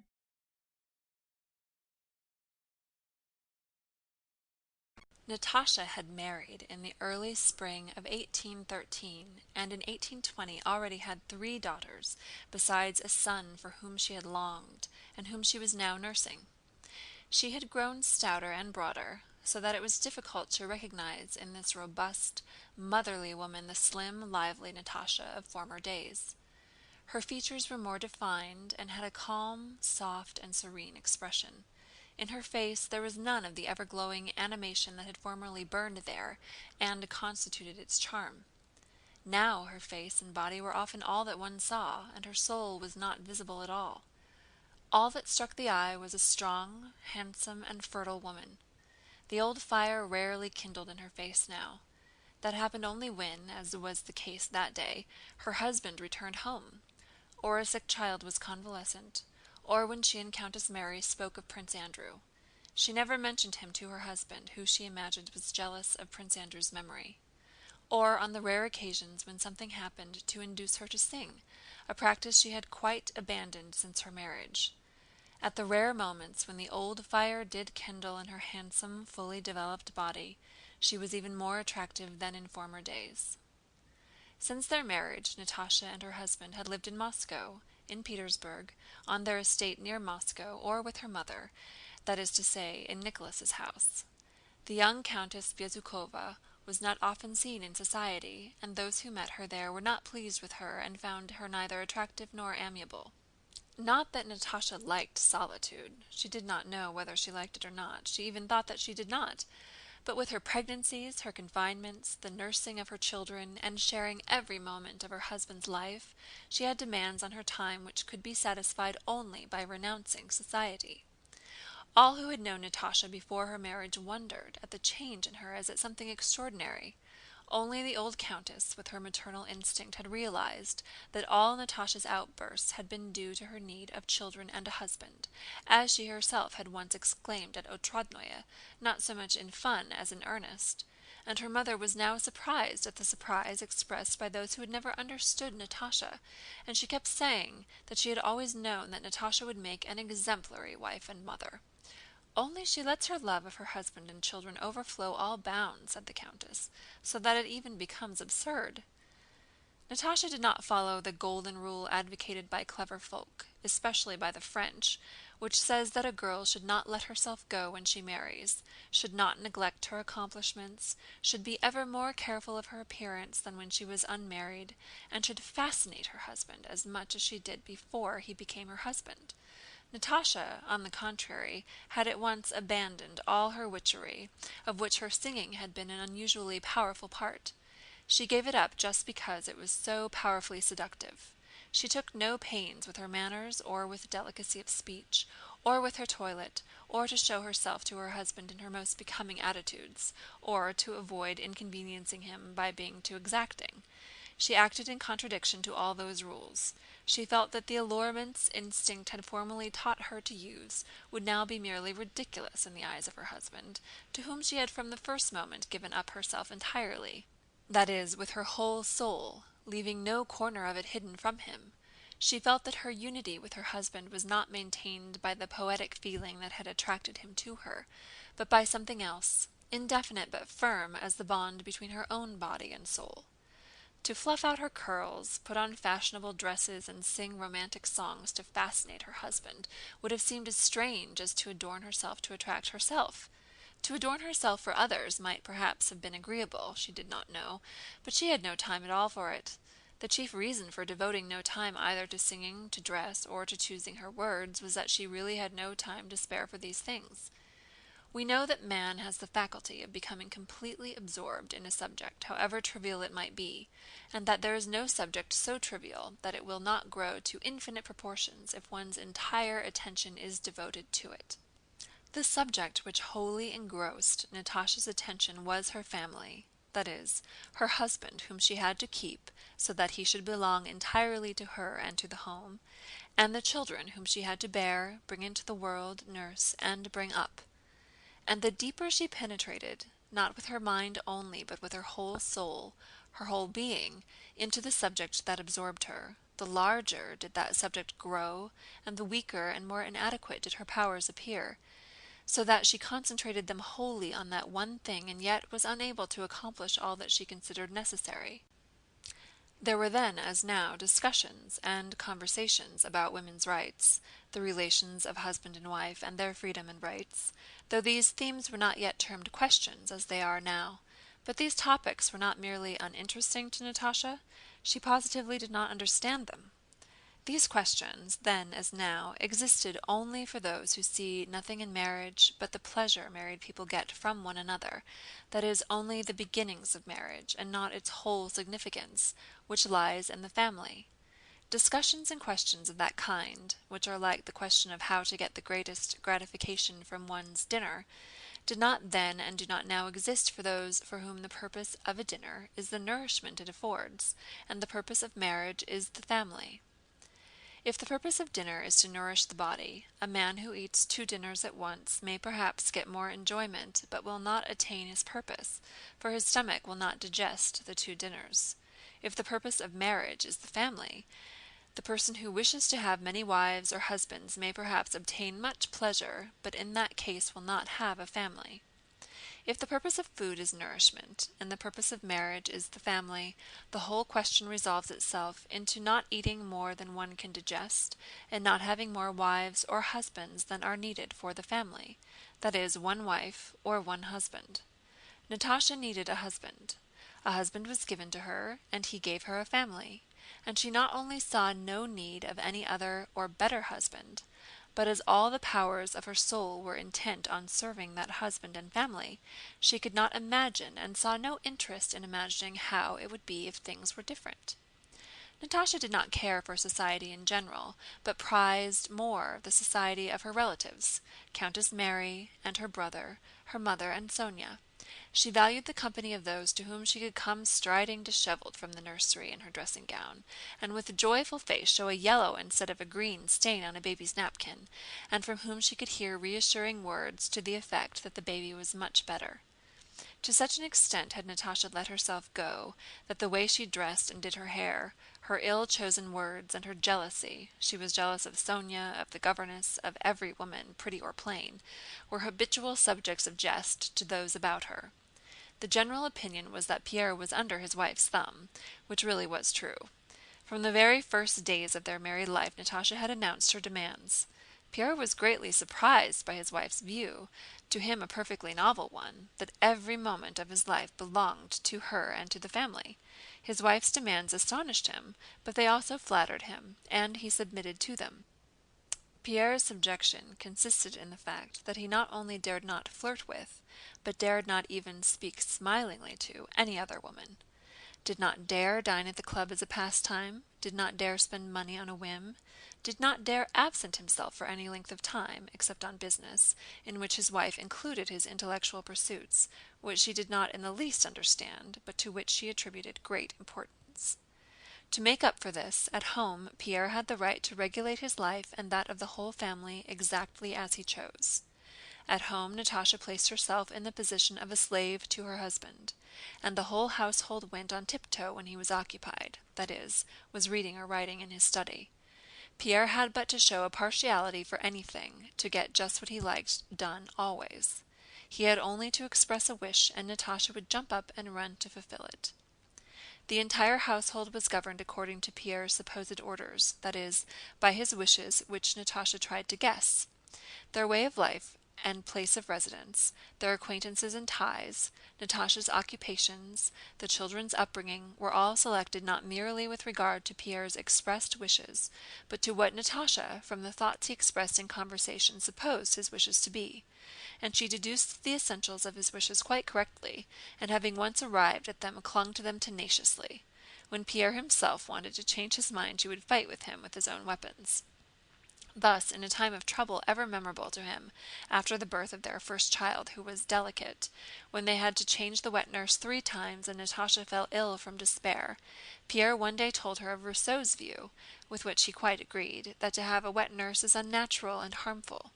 When her next baby was born, despite the opposition of her mother, the doctors, and even of her husband himself, who were all vigorously opposed to her nursing her baby herself, a thing then unheard of and considered injurious, she insisted on having her own way, and after that nursed all her babies herself. It very often happened that in a moment of irritation husband and wife would have a dispute, but long afterwards Pierre, to his surprise and delight, would find in his wife's ideas and actions the very thought against which she had argued, but divested of everything superfluous that in the excitement of the dispute he had added when expressing his opinion. After 7 years of marriage, Pierre had the joyous and firm consciousness that he was not a bad man, and he felt this because he saw himself reflected in his wife. He felt the good and bad within himself inextricably mingled and overlapping, but only what was really good in him was reflected in his wife. All that was not quite good was rejected, and this was not the result of logical reasoning, but was a direct and mysterious reflection. End of first epilogue, chapter 10. This recording is in the public domain.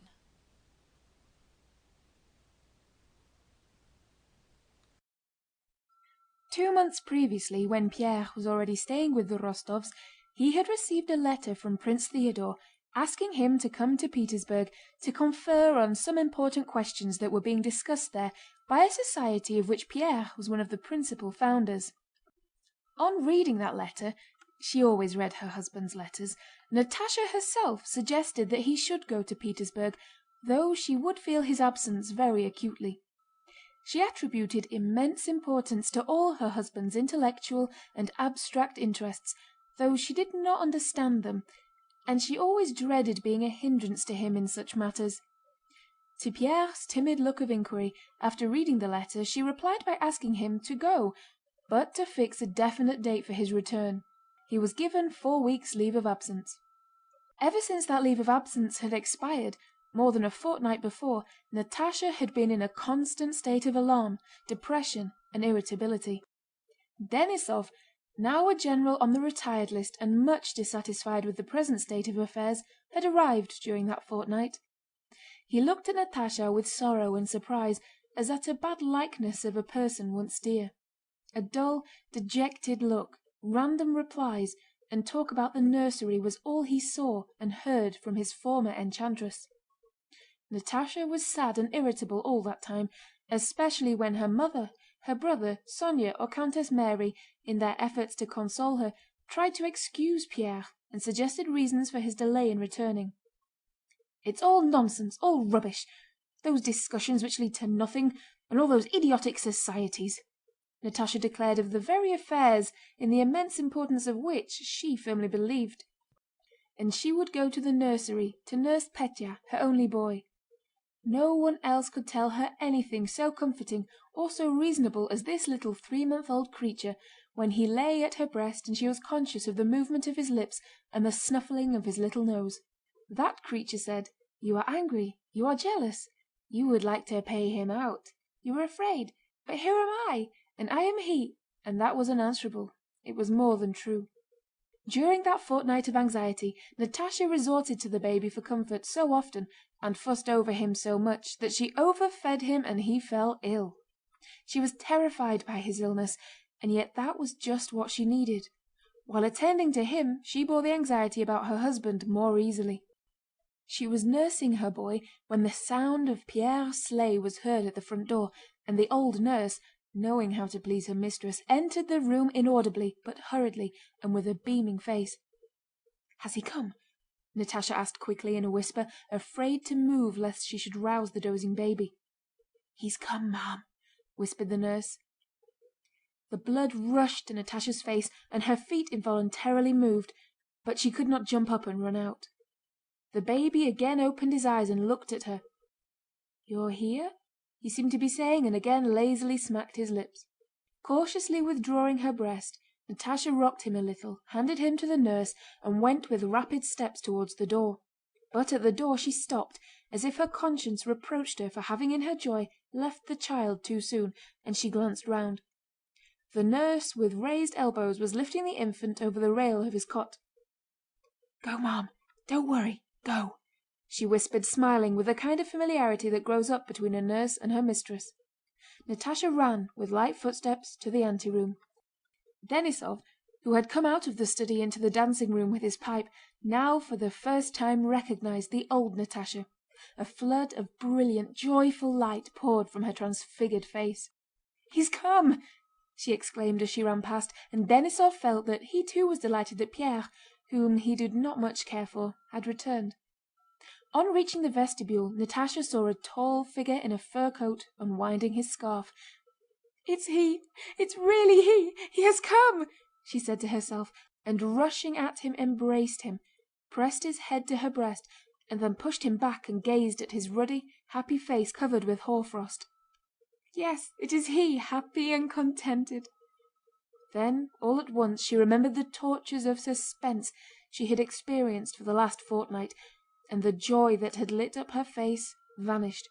She frowned, and overwhelmed Pierre with a torrent of reproaches and angry words. "Yes, it's all very well for you. You are pleased, you've had a good time. But what about me? You might at least have shown consideration for the children. I am nursing and my milk was spoiled. Pétya was at death's door, but you were enjoying yourself, yes, enjoying." Pierre knew he was not to blame, for he could not have come sooner. He knew this outburst was unseemly and would blow over in a minute or two. Above all, he knew that he himself was bright and happy. He wanted to smile, but dared not even think of doing so. He made a piteous, frightened face and bent down. "I could not, on my honor. But how is Pétya?" "All right now. Come along. I wonder you're not ashamed. If only you could see what I was like without you, how I suffered." "You are well?" "Come, come," she said, not letting go of his arm, and they went to their rooms. When Nicholas and his wife came to look for Pierre, he was in the nursery holding his baby son, who was again awake, on his huge right palm and dandling him. A blissful, bright smile was fixed on the baby's broad face with its toothless, open mouth. The storm was long since over, and there was bright, joyous sunshine on Natásha's face as she gazed tenderly at her husband and child. "And have you talked everything well over with Prince Theodore?" she asked. "Yes, capitally." "You see, he holds it up," she went the baby's head. "But how he did frighten me! You've seen the princess? Is it true she's in love with that—" "Yes, just fancy." At that moment Nicholas and Countess Mary came in.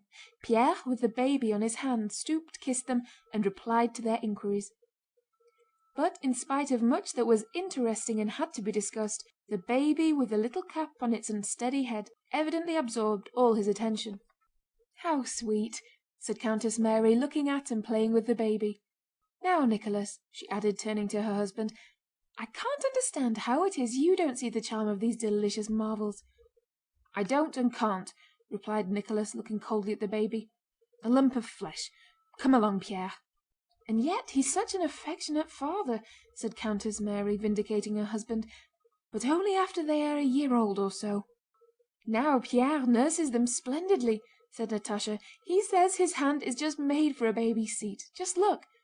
"Only not for this!" Pierre suddenly exclaimed with a laugh, and shifting the baby he gave him to the nurse.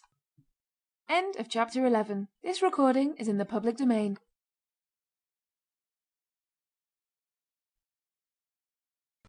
Chapter 12. As in every large household, there were at Bald Hills several perfectly distinct worlds, which merged into one harmonious whole, though each retained its own peculiarities, and made concessions to the others. Every event, joyful or sad, that took place in that house was important to all these worlds. but each had its own special reasons to rejoice or grieve over that occurrence independently of the others. For instance, Pierre's return was a joyful and important event, and they all felt it to be so.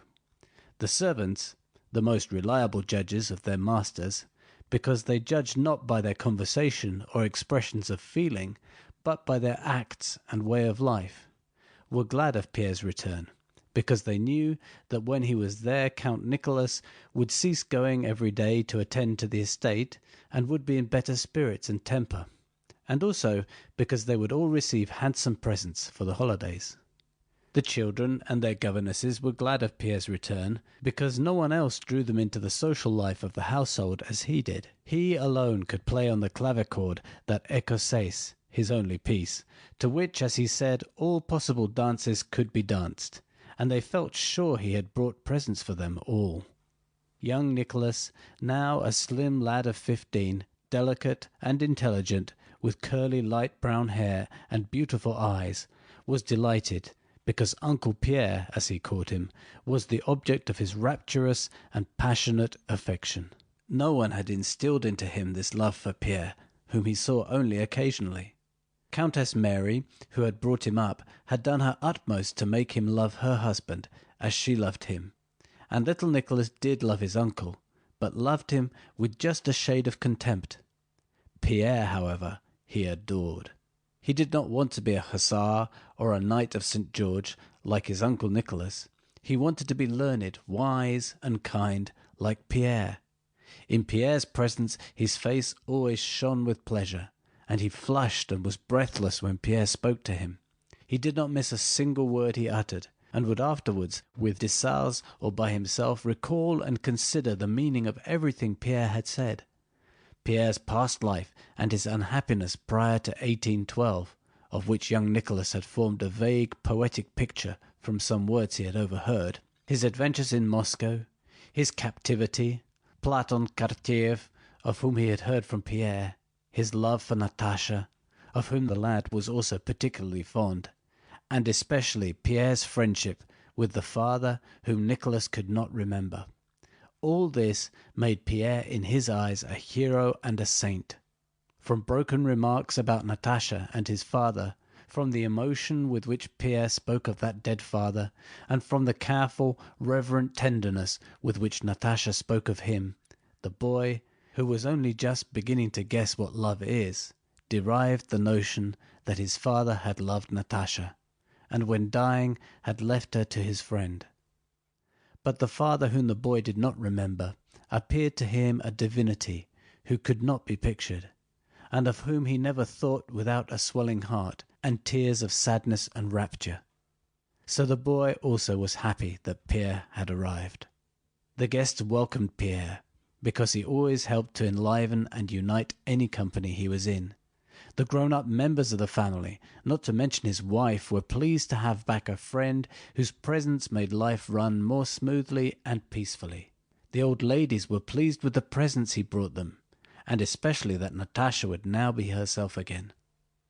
Pierre felt the different outlooks of these various worlds, and made haste to satisfy all their expectations. Though the most absent-minded and forgetful of men, Pierre, with the aid of a list his wife drew up, had now bought everything, not forgetting his mother and brother-in-law's commissions, nor the dress material for a present to Belova, nor toys for his wife's nephews. In the early days of his marriage, it had seemed strange to him that his wife should expect him not to forget to procure all the things he undertook to buy, and he had been taken aback by her serious annoyance when on his first trip he forgot everything. But in time he grew used to this demand. Knowing that Natasha asked nothing for herself, and gave him commissions for others only when he himself had offered to undertake them, he now found an unexpected and childlike pleasure in this purchasing of presents for everyone in the house, and never forgot anything. If he now incurred Natasha's censure, it was only for buying too many and too expensive things. To her other defects, as most people thought them, but which to Pierre were qualities, of untidiness and neglect of herself, she now added stinginess. From the time that Pierre began life as a family man, on a footing entailing heavy expenditure, he had noticed to his surprise that he spent only half as much as before, and that his affairs, which had been in disorder of late, chiefly because of his first wife's debts, had begun to improve. Life was cheaper because it was circumscribed. That most expensive luxury, the kind of life that can be changed at any moment, was no longer his, nor did he wish for it. He felt that his way of life had now been settled once for all till death, and that to change it was not in his power, and so that way of life proved economical. With a merry, smiling face, Pierre was sorting his purchases. "What do you think of this?" said he, unrolling a piece of stuff like a shopman. Natásha, who was sitting opposite to him, with her eldest daughter on her lap, turned her sparkling eyes swiftly from her husband to the things he showed her. "That's for Belova? Excellent!" She felt the quality of the material. "It was 1.50 rubles, I suppose." Pierre told her the price. "Too dear," Natásha remarked. "How pleased the children will be, and Mamma too. Only you need not have brought me this," she added, unable to suppress a smile, as she gazed admiringly at a gold comb set with pearls, of a kind then just coming into fashion. "Adèle tempted me. She kept on telling me to buy it," returned Pierre. "When am I to wear it?" And Natásha stuck it in her coil of hair. "When I take little Masha into society? Perhaps they will be fashionable again by then. Well, let's go now." And collecting the presents, they went first to the nursery and then to the old countess' rooms. The countess was sitting with her companion Belova, playing grand patience as usual, when Pierre and Natásha came into the drawing-room with parcels under their arms. The countess was now over 60, was quite grey, and wore a cap with a frill that surrounded her face. Her face had shriveled, her upper lip had sunk in, and her eyes were dim. After the deaths of her son and husband in such rapid succession, she felt herself a being accidentally forgotten in this world, and left without aim or object for her existence. She ate, drank, slept, or kept awake, but did not live. Life gave her no new impressions. She wanted nothing from life but tranquillity, and that tranquillity only death could give her. But until death came, she had to go on living. That is, to use her vital forces. A peculiarity one sees in very young children and very old people was particularly evident in her. Her life had no external aims, only a need to exercise her various functions and inclinations was apparent. She had to eat, sleep, think, speak, weep, work, give vent to her anger, and so on, merely because she had a stomach, a brain, muscles, nerves, and a liver. She did these things not under any external impulse as people of the full vigour of life do, when behind the purpose for which they strive, that of exercising their functions, remains unnoticed. She talked only because she physically needed to exercise her tongue and lungs. She cried as a child does, because her nose had to be cleared, and so on. What for people in their full vigour is an aim, was for her evidently merely a pretext. Thus in the morning, especially if she had eaten anything rich the day before, she felt a need of being angry, and would choose as the handiest pretext Belova's deafness. She would begin to say something to her in a low tone from the other end of the room. "It seems a little warmer today, my dear," she would murmur, and when Belova replied, "Oh yes, they've come," she would mutter angrily, "Oh Lord, how stupid and deaf she is." Another pretext would be her snuff, which would seem too dry, or too damp, or not rubbed fine enough. After these fits of irritability, her face would grow yellow, and her maids knew by infallible symptoms when Belova would be deaf, the snuff damp, and the countess' face yellow. Just as she needed to work off her spleen, so she had sometimes to exercise her still existing faculty of thinking, and the pretext for that was a game of patience. When she needed to cry, the deceased count would be the pretext. When she wanted to be agitated, Nicholas and his health would be the pretext. And when she felt a need to speak spitefully, the pretext would be Countess Mary. When her vocal organs needed exercise, which was usually towards 7 o'clock, when she had had an after-dinner rest in a darkened room, the pretext would be the retelling of the same stories over and over again to the same audience. The old lady's condition was understood by the whole household, though no one ever spoke of it, and they all made every possible effort to satisfy her needs. Only by a rare glance, exchanged with a sad smile between Nicholas, Pierre, Natasha, and Countess Mary, was the common understanding of her condition expressed. But these glances expressed something more. They said that she had played her part in life, that what they now saw was not her whole self, that we must all become like her, and that they were glad to yield to her, to restrain themselves, for this once precious being, formerly as full of life as themselves, but now so much to be pitied. Memento mori, said these glances. Only the really heartless, the stupid ones of that household, and the little children, failed to understand this and avoided her. End of Chapter 12. Recording by Dave. This recording is in the public domain.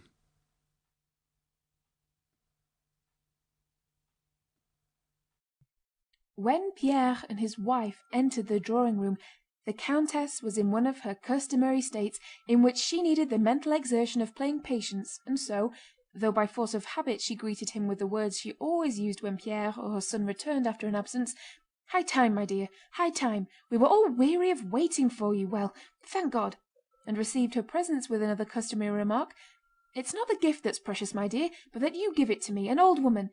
Yet it was evident that she was not pleased by Pierre's arrival at that moment, when it diverted her attention from the unfinished game. She finished her game of patience, and only then examined the presents. They consisted of a box for cards, of splendid workmanship, a bright blue Sèvres teacup with shepherdesses depicted on it and with a lid, and a gold snuff-box with the count's portrait on the lid, which Pierre had had done by a miniaturist in Petersburg. The countess had long wished for such a box, but as she did not want to cry just then, she glanced indifferently at the portrait, and gave her attentions chiefly to the box for cards. "Thank you, my dear, you have cheered me up," said she as she always did. "But best of all, you have brought yourself back, for I never saw anything like it. You ought to give your wife a scolding. What are we to do with her? She is like a madwoman when you were away. Doesn't see anything, doesn't remember anything," she went on, repeating her usual phrases. "Look, Anna Timoféevna," she added to her companion, "see what a box for cards my son has brought us." Belóva admired the presents and was delighted with her dress material. Though Pierre, Natásha, Nicholas, Countess Mary, and Denísov had much to talk about that they could not discuss before the old countess, not that anything was hidden from her, but because she had dropped so far behindhand in many things that had they begun to converse in her presence they would have had to answer inopportune questions and to repeat what they had already told her many times, that so-and-so was dead and so-and-so was married, which she would again be unable to remember. Yet they sat at tea round the samovar in the drawing-room from habit, and Pierre answered the countess's questions as to whether Prince Vasíli had aged and whether Countess Marie Alexéevna had sent greetings and still thought of them, and other matters that interested no one and to which she herself was indifferent. Conversation of this kind, interesting to no one yet unavoidable, continued all through tea-time. All the grown-up members of the family were assembled near the round tea-table at which Sónya presided beside the samovar. The children with their tutors and governesses had had tea, and their voices were audible from the next room. At tea all sat in their accustomed places. Nicholas beside the stove at a small table where his tea was handed to him. Milka, the old grey borzoi bitch, daughter of the first milker, with a quite grey face and large black eyes that seemed more prominent than ever, lay on the armchair beside him. Denísov, whose curly hair, moustache, and whiskers had turned half grey, sat beside Countess Mary with his general's tunic unbuttoned. Pierre sat between his wife and the old countess. He spoke of what he knew might interest the old lady and that she could understand. He told her of external social events and of the people who had formed the circle of her contemporaries and had once been a real living and distinct group, but who were now for the most part scattered about the world and, like herself, were garnering the last ears of the harvests they had sown in earlier years. But to the old countess these contemporaries of hers seemed to be the only serious and real society. Natásha saw by Pierre's animation that his visit had been interesting, and that he had much to tell them but dare not say it before the old countess. Denísov, not being a member of the family, did not understand Pierre's caution, and being, as a malcontent, much interested in what was occurring in Petersburg, kept urging Pierre to tell them about what had happened in the Semënovsk region, then about Arakchéev, and then about the Bible Society. Once or twice Pierre was carried away and began to speak of these things, but Nicholas and Natásha always brought him back to the health of Prince Ivan and Countess Mary Alexéevna. "Well, and all this idiocy, Gosna and Tatawinova?" Denísov asked. "Is that really still going on?" "Going on?" Pierre exclaimed. "Why, more than ever! The Bible Society is the whole government now." "What is that, mon cher ami?" asked the countess, who had finished her tea and evidently needed a pretext for being angry after her meal.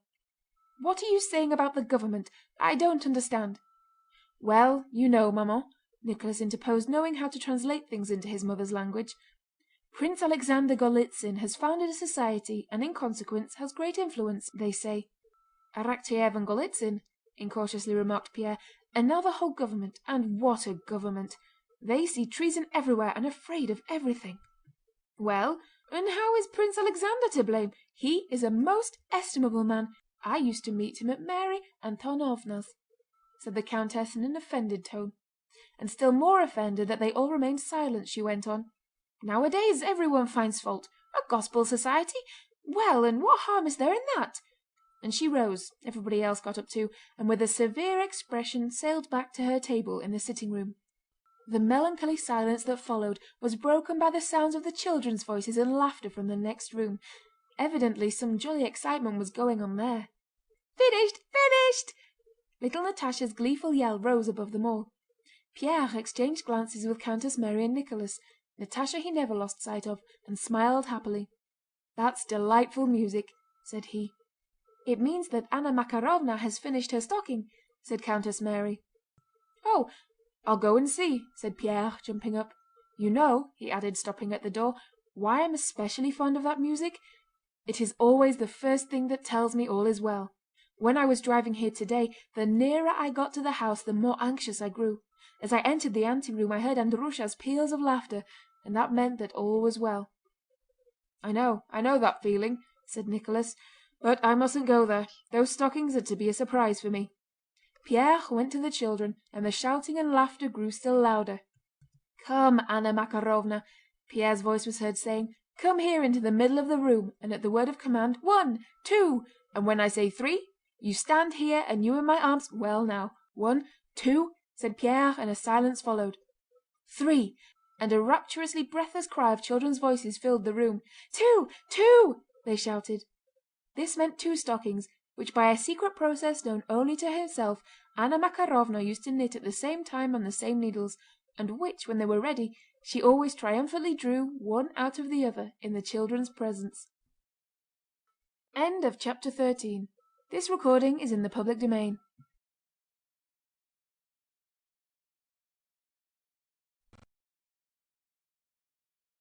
Soon after this, the children came in to say good night. They kissed everyone, the tutors and governesses made their bows, and they went out. Only young Nicholas and his tutor remained. Dessalles whispered to the boy to come downstairs. "No, Monsieur Dessalles, I will ask my aunt to let me stay," replied Nicholas Bolkónski, also in a whisper.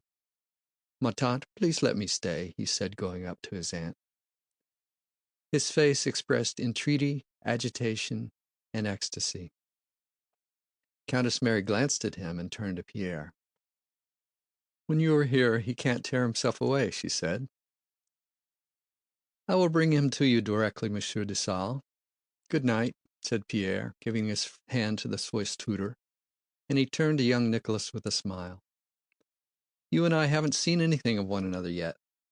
How like he is growing, Mary, he added, addressing Countess Mary. Like my father? Asked the boy, flushing crimson and looking up at Pierre with bright, ecstatic eyes. Pierre nodded and went on with what he had been saying when the children had interrupted. Countess Mary sat down doing wool work. Natásha did not take her eyes off her husband. Nicholas and Denísov rose, asked for their pipes, smoked, went to fetch more tea from Sónya, who sat weary but resolute at the samovar, and questioned Pierre. The curly-headed, delicate boy sat with shining eyes unnoticed in a corner, starting every now and then and muttering something to himself, and evidently experiencing a new and powerful emotion as he turned his curly head, with his thin neck exposed by his turned-down collar, toward the place where Pierre sat. The conversation turned on the contemporary gossip about those in power, in which most people see the chief interest of home politics.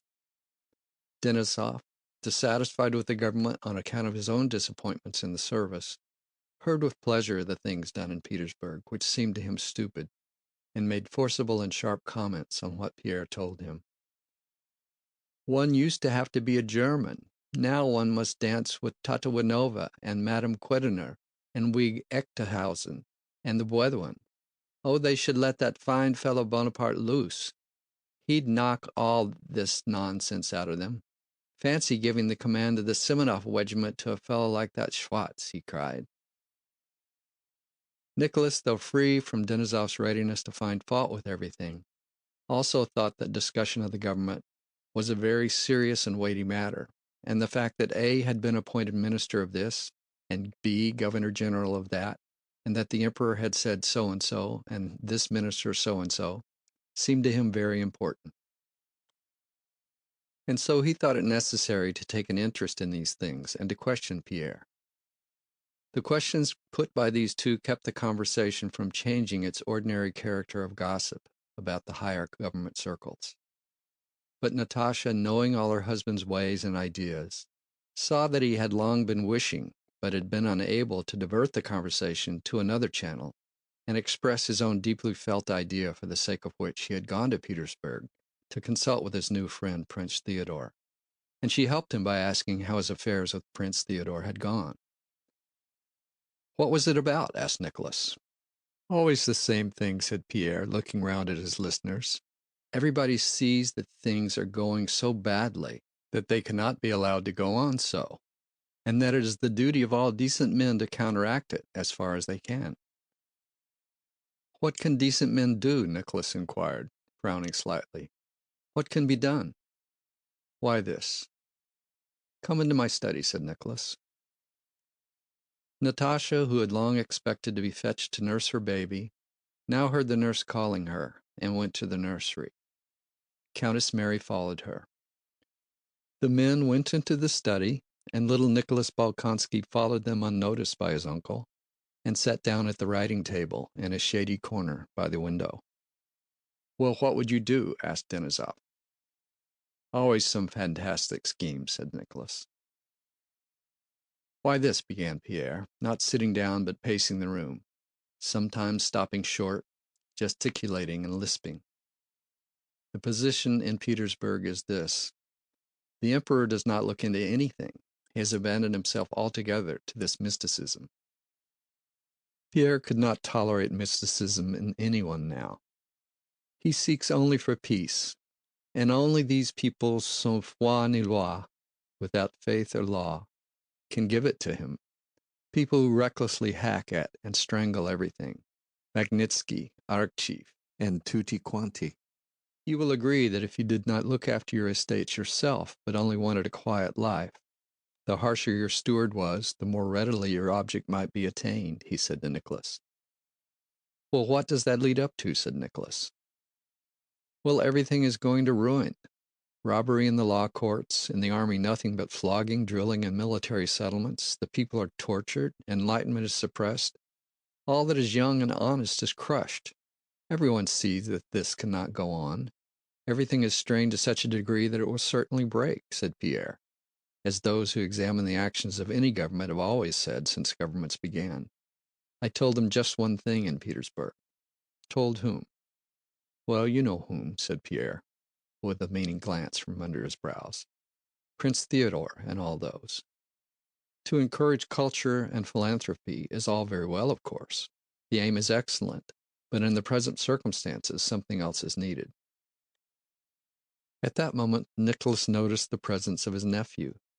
His face darkened, and he went up to the boy. Why are you here?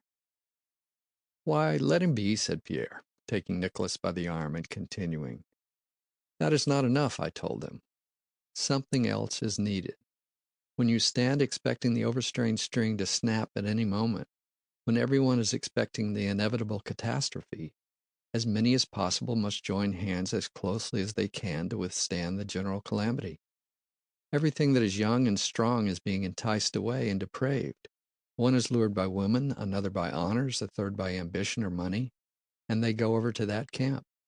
No independent men, such as you or I, are left. What I say is widen the scope of our society. Let the mot d'ordre not be virtue alone, but independence and action as well. Nicholas, who had left his nephew, irritably pushed up an armchair, sat down in it, and listened to Pierre, coughing discontentedly and frowning more and more. But action with what aim, he cried, and what position will you adopt toward the government? Why, the position of assistants. The society need not be secret if the government allows it. Not merely is it not hostile to government, but it is a society of true conservatives, a society of gentlemen in the full meaning of that word. It is only to prevent some Pugachev or other from killing my children and yours, and our chief from sending me off to some military settlement. We join hands only for the public welfare and the general safety. Yes, but it's a secret society and therefore a hostile and harmful one which can only cause harm. Why, did the Tugendbund, which saved Europe? They did not then venture to suggest that Russia had saved Europe. Do any harm? The Tugendbund is an alliance of virtue. It is love, mutual help. It is what Christ preached on the cross. Natasha, who had come in during this conversation, looked joyfully at her husband. It was not what he was saying that pleased her. That did not even interest her, for it seemed to her that it was all extremely simple, and that she had known it a long time. It seemed so to her because she knew that it sprang from Pierre's whole soul. But it was his animated and enthusiastic appearance that made her glad. The boy with the thin neck stretching out from the turned-down collar, whom everyone had forgotten, gazed at Pierre with even greater and more rapturous joy. Every word of Pierre's burned into his heart, and with a nervous movement of his fingers he unconsciously broke the sealing wax and quill pens his hand came upon on his uncle's table. It is not at all what you suppose, but that is what the German Tugendbund was, and what I am proposing. No, my friend, the Tugendbund is all very well for the sausage eaters, but I don't understand it, and can't even pronounce it, interposed Denisov in a loud and resolute voice. I agree that everything here is rotten and horrible, but the Tugendbund I don't understand. If we're not satisfied, let us have a Bund of our own. That's all right. Je suis votre homme. I'm your man. Pierre smiled. Natasha began to laugh, but Nicholas knitted his brows still more and began proving to Pierre that there was no prospect of any great change, and that all the danger he spoke of existed only in his imagination. Pierre maintained the contrary, and as his mental faculties were greater and more resourceful, Nicholas felt himself cornered. This made him still angrier, for he was fully convinced, not by reasoning, but by something within him stronger than reason, of the justice of his opinion.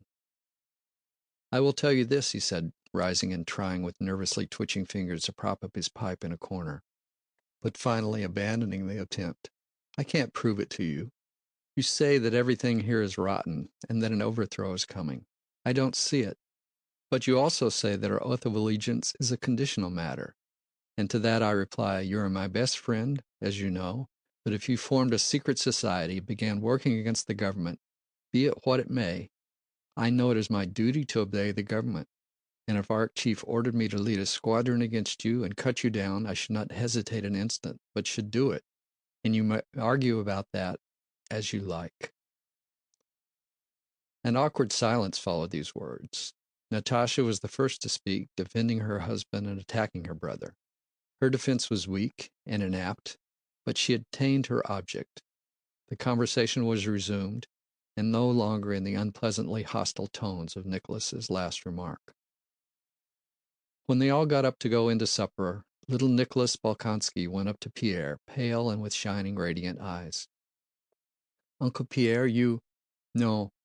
If Papa were alive, would he agree with you?" he asked. And Pierre suddenly realized what a special, independent, complex, and powerful process of thought and feeling must have been going on in this boy during that conversation. And remembering all he had said, he regretted that the lad should have heard him. He had, however, to give him an answer. "Yes, I think so," he said reluctantly, and left the study. The lad looked down and seemed now for the first time to notice what he had done to the things on the table. He flushed and went up to Nicholas. "Uncle, forgive me, I did that unintentionally," he said, pointing to the broken sealing wax and pins. Nicholas started angrily. All right, he said, throwing the bits under the table. And evidently suppressing his vexation with difficulty, he turned away from the boy. "You ought not to have been here at all," he said. End of chapter 14. This recording is in the public domain.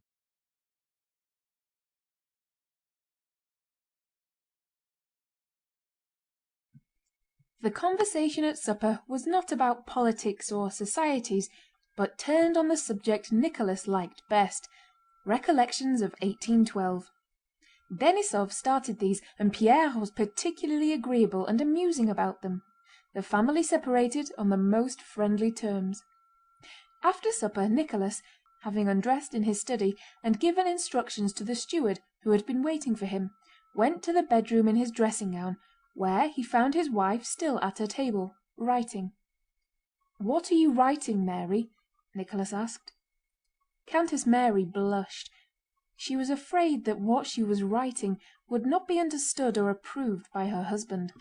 She had wanted to conceal what she was writing from him, but at the same time was glad he had surprised her at it, and that she would now have to tell him. "A diary, Nicholas," she replied, handing him a blue exercise book filled with her firm, bold writing. "A diary," Nicholas repeated with a shade of irony, and he took up the book. It was in French. December 4th.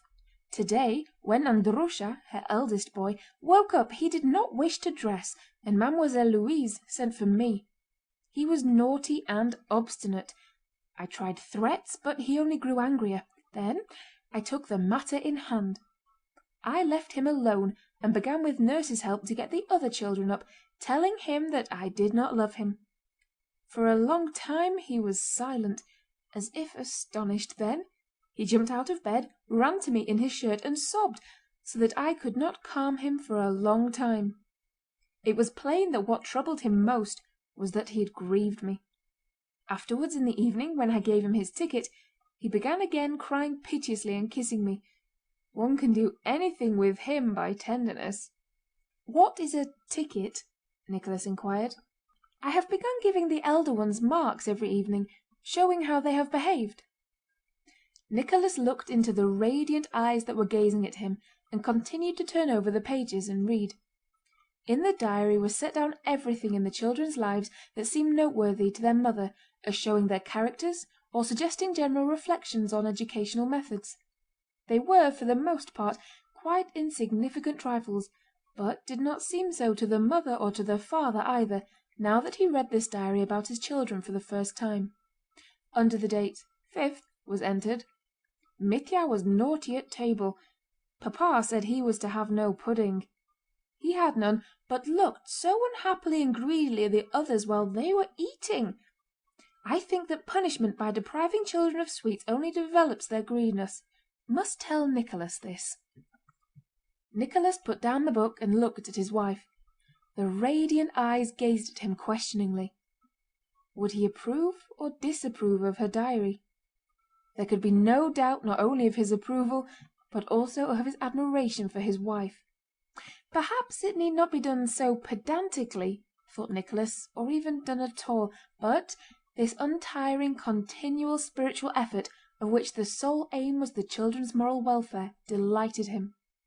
Had Nicholas been able to analyse his feelings, he would have found that his steady, tender, and proud love of his wife rested on his feeling of wonder at her spirituality and at the lofty moral world, almost beyond his reach, in which she had her being. He was proud of her intelligence and goodness, recognised his own insignificance beside her in the spiritual world, and rejoiced all the more that she, with such a soul, not only belonged to him but was part of himself. "I quite approve, my dearest," said he with a significant look, and after a short pause he added, "And I behaved badly today. You weren't in the study. We began disputing, Pierre and I, and I lost my temper. But he is impossible! Such a child! I don't know what would become of him if Natásha didn't keep him in hand. Have you any idea why he went to Petersburg? They have formed..." "Yes, I know," said Countess Mary. "Natásha told me." "Well then, you know," Nicholas went on, growing hot at the mere recollection of their discussion. "He wanted to convince me that it is every honest man's duty to go against the government, and that the oath of allegiance and duty... I'm sorry you weren't there. They all fell on me, Denísov and Natásha. Natásha is absurd. How she rules over him! And yet there need only be a discussion and she has no words of her own, but only repeats his sayings," added Nicholas, yielding to that irresistible inclination which tempts us to judge those nearest and dearest to us. He forgot that what he was saying about Natásha could have been applied word for word to himself in relation to his wife. "Yes, I have noticed that," said Countess Mary. "When I told him that duty and the oath were above everything, he started proving goodness knows what. A pity you were not there. What would you have said?" "As I see it, you were quite right, and I told Natásha so. Pierre says everybody is suffering, tortured, and being corrupted, and that it is our duty to help our neighbour. Of course, he is right there," said Countess Mary, "but he forgets that we have other duties nearer to us, duties indicated to us by God himself, and that though we might expose ourselves to risk, we must not risk our children." "Yes, that's it, that's just what I said to him," put in Nicholas, who fancied he really had said it. "But they insisted on their own view, love of one's neighbour and Christianity, and all this in the presence of young Nicholas, who had gone into my study and broke all my things." "Ah, Nicholas, do you know I am often troubled about little Nicholas?" said Countess Mary. "He is such an exceptional boy. I am afraid I neglect him in favour of my own. We all have children and relations, while he has no one. He is constantly alone with his thoughts." "Well, I don't think you need reproach yourself on his account. All that the fondest mother could do for her son you have done, and are doing for him, and of course I am glad of it. He is a fine lad, a fine lad. This evening he listened to Pierre in a sort of trance, and fancy, as we were going in to supper, I looked, and he had broken everything on my table to bits, and he told me of it himself at once. I never knew him to tell an untruth. A fine lad, a fine lad," repeated Nicholas, who at heart was not fond of Nicholas Bolkónski, and was always anxious to recognize that he was a fine lad. "Still, I am not the same as his own mother," said Countess Mary. "I feel I am not the same, and it troubles me. A wonderful boy, but I am dreadfully afraid for him. It would be good for him to have companions." "Well, it won't be for long. Next summer I'll take him to Petersburg," said Nicholas. "Yes, Pierre was always a dreamer and always will be," he continued, returning to the talk in the study which had evidently disturbed him. "Well, what business is it of mine what goes on there? Whether Arakchéev is bad and all that, what business was it of mine when I married and was so deep in debt that I was threatened with prison, and had a mother who could not see or understand it? And then there are you and the children and our affairs. Is it for my own pleasure that I am at the farm or in the office from morning to night? No, but I know I must work to comfort my mother, to repay you, and not to leave the children such beggars as I was." Countess Mary wanted to tell him that man does not live by bread alone, and that he attached too much importance to these matters. But she knew she must not say this, and that it would be useless to do so. She only took his hand and kissed it. He took this as a sign of approval and a confirmation of his thoughts, and after a few minutes' reflection continued to think aloud. "You know, Mary, Today Elias Mitrofanich, this was his overseer, came back from the Tambov estate and told me they are already offering 80,000 rubles for the forest." And with an eager face Nicholas began to speak of the possibility of repurchasing Otradnoye before long, and added, "Another 10 years of life and I shall leave the children in an excellent position." Countess Mary listened to her husband and understood all that he told her. She knew that when he thought aloud in this way he would sometimes ask her what he had been saying, and be vexed if he noticed that she had been thinking about something else. But she had to force herself to attend, for what he was saying did not interest her at all. She looked at him and did not think, but felt about something different. She felt a submissive, tender love for this man who would never understand all that she understood, and this seemed to make her love for him still stronger and added a touch of passionate tenderness. Besides this feeling which absorbed her altogether and hindered her from following the details of her husband's plans, thoughts that had no connection with what he was saying flitted through her mind. She thought of her nephew. Her husband's account of the boy's agitation while Pierre was speaking struck her forcibly, and various traits of his gentle, sensitive character recurred to her mind, and while thinking of her nephew, she thought also of her own children. She did not compare them with him, but compared her feeling for them with her feeling for him, and felt with regret that there was something lacking in her feeling for young Nicholas. Sometimes it seemed to her that this difference arose from the difference in their ages, but she felt herself to blame toward him, and promised in her heart to do better and to accomplish the impossible. In this life, to love her husband, her children, little Nicholas, and all her neighbours as Christ loved mankind. Countess Mary's soul always strove towards the infinite, the eternal, and the absolute, and could therefore never be at peace. A stern expression of the lofty secret suffering of a soul burdened by the body appeared on her face. Nicholas gazed at her. "Oh God, what will become of us if she dies, as I always fear when her face is like that," thought he, and placing himself before the icon, he began to say his evening prayers. End of chapter 15. This recording is in the public domain.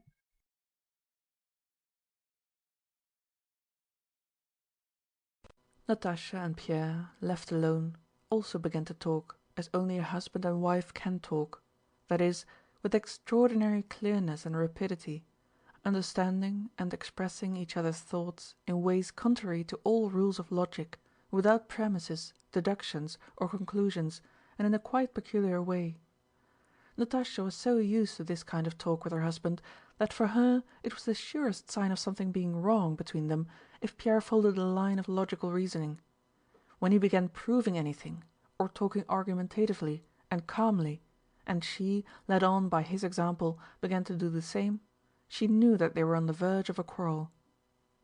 From the moment they were alone, and Natásha came up to him with wide open happy eyes, and quickly seizing his head pressed it to her bosom, saying, "Now you're all mine, mine, you won't escape." From that moment this conversation began, contrary to all the laws of logic and contrary to them, because quite different subjects were talked about at one and the same time. This simultaneous discussion of many topics did not prevent a clear understanding, but on the contrary was the surest sign that they fully understood one another. Just as in a dream when all is uncertain, unreasoning, and contradictory, except the feeling that guides the dream, so in this intercourse, contrary to all laws of reason, the words themselves were not consecutive and clear, but only the feeling that prompted them.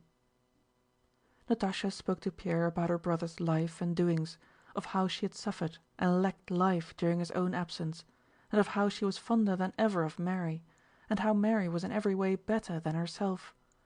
In saying this, Natásha was sincere in acknowledging Mary's superiority, but at the same time, by saying it, she made a demand on Pierre that he should, all the same, prefer her to Mary and to all other women, and that now, especially after having seen many women in Petersburg, he should tell her so afresh. Pierre, answering Natásha's words, told her how intolerable it had been for him to meet ladies at dinners and balls in Petersburg. "I've quite lost the knack of talking to ladies," he said. "It was simply dull. Besides, I was very busy." Natásha looked intently at him and went on. "Mary is so splendid," said she. "How she understands children! It is as if she saw straight into their souls. Yesterday, for instance, Mitya was naughty." "How like his father he is!" Pierre interjected. Natásha knew why he mentioned Mitya's likeness to Nicholas. The recollection of his dispute with his brother-in-law was unpleasant, and he wanted to know what Natásha thought of it. "Nicholas has the weakness of never agreeing with anything not generally accepted. But I understand that you value what opens up a fresh line," said she, repeating words Pierre had once uttered. "No, the chief point is that to Nicholas ideas and discussions are an amusement, almost a pastime," said Pierre. "For instance, he is collecting a library and has made it a rule not to buy a new book till he has read what he had already bought. Sismondi and Rousseau and Montesquieu," he added with a smile. "You know how much I..." He began to soften down what he had said, but Natásha interrupted him to show that this was unnecessary. "So you say ideas are an amusement to him?" "Yes, and for me nothing else is serious. All the time in Petersburg I saw everyone as in a dream. When I am taken up by a thought, all else is mere amusement." "Ah, I am so sorry I wasn't there when you met the children," said Natásha. "Which was most delighted? Lisa, I am sure." "Yes," Pierre replied, and went on with what was in his mind. "Nicholas says we ought not to think. But I can't help it. Besides, when I was in Petersburg I felt, I can say this to you, that the whole affair would go to pieces without me. Everyone was pulling his own way. But I succeeded in uniting them all. And then my idea is so clear and simple. You see, I don't say that we ought to oppose this and that. We may be mistaken. What I say is, join hands, you who love the right, and let there be but one banner, that of active virtue. Prince Sergéy is a fine fellow and clever." Natásha would have had no doubt as to the greatness of Pierre's idea, but one thing disconcerted her. "Can a man so important and necessary to society be also my husband? How did this happen?" She wished to express this doubt to him. "Now, who could decide whether he is really cleverer than all the others?" she asked herself, and passed in review all those whom Pierre most respected. Judging by what he had said, there was no one he had respected so highly as Platon Karatáev. "Do you know what I am thinking about?" she asked. "About Platon Karatáev. Would he have approved of you now, do you think?" Pierre was not at all surprised at this question. He understood his wife's line of thought. "Platon Karatáev?" he repeated, and pondered, evidently sincerely trying to imagine Karatáev's opinion on the subject. "He would not have understood. Yet perhaps he would." "I love you awfully," Natásha suddenly said. "Awfully, awfully." "No, he would not have approved," said Pierre, after reflection. "What he would have approved of is our family life. He was always so anxious to find seemliness, happiness, and peace in everything, and I should have been proud to let him see us. There now, you talk of my absence, but you wouldn't believe what a special feeling I have for you after separation." "Yes, I should think..." Natásha began. "No, it's not that. I never leave off loving you, and one couldn't love more, but this is something special." "Yes, of course." He did not finish, because their eyes meeting said the rest. "What nonsense it is," Natásha suddenly exclaimed, "about honeymoons, and that the greatest happiness is at first. On the contrary, now is the best of all. If only he did not go away. Do you remember how we quarreled? And it was always my fault, always mine. And what we quarreled about, I don't even remember." "Always about the same thing," said Pierre with a smile. "Don't say it! I can't bear it!" Natásha cried, and her eyes glittered coldly and vindictively. "Did you see her?" she added after a pause. "No, and if I had, I shouldn't have recognized her." They were silent for a while. "Oh, do you know, while you were talking in the study I was looking at you," Natásha began, evidently anxious to disperse the cloud that had come over them.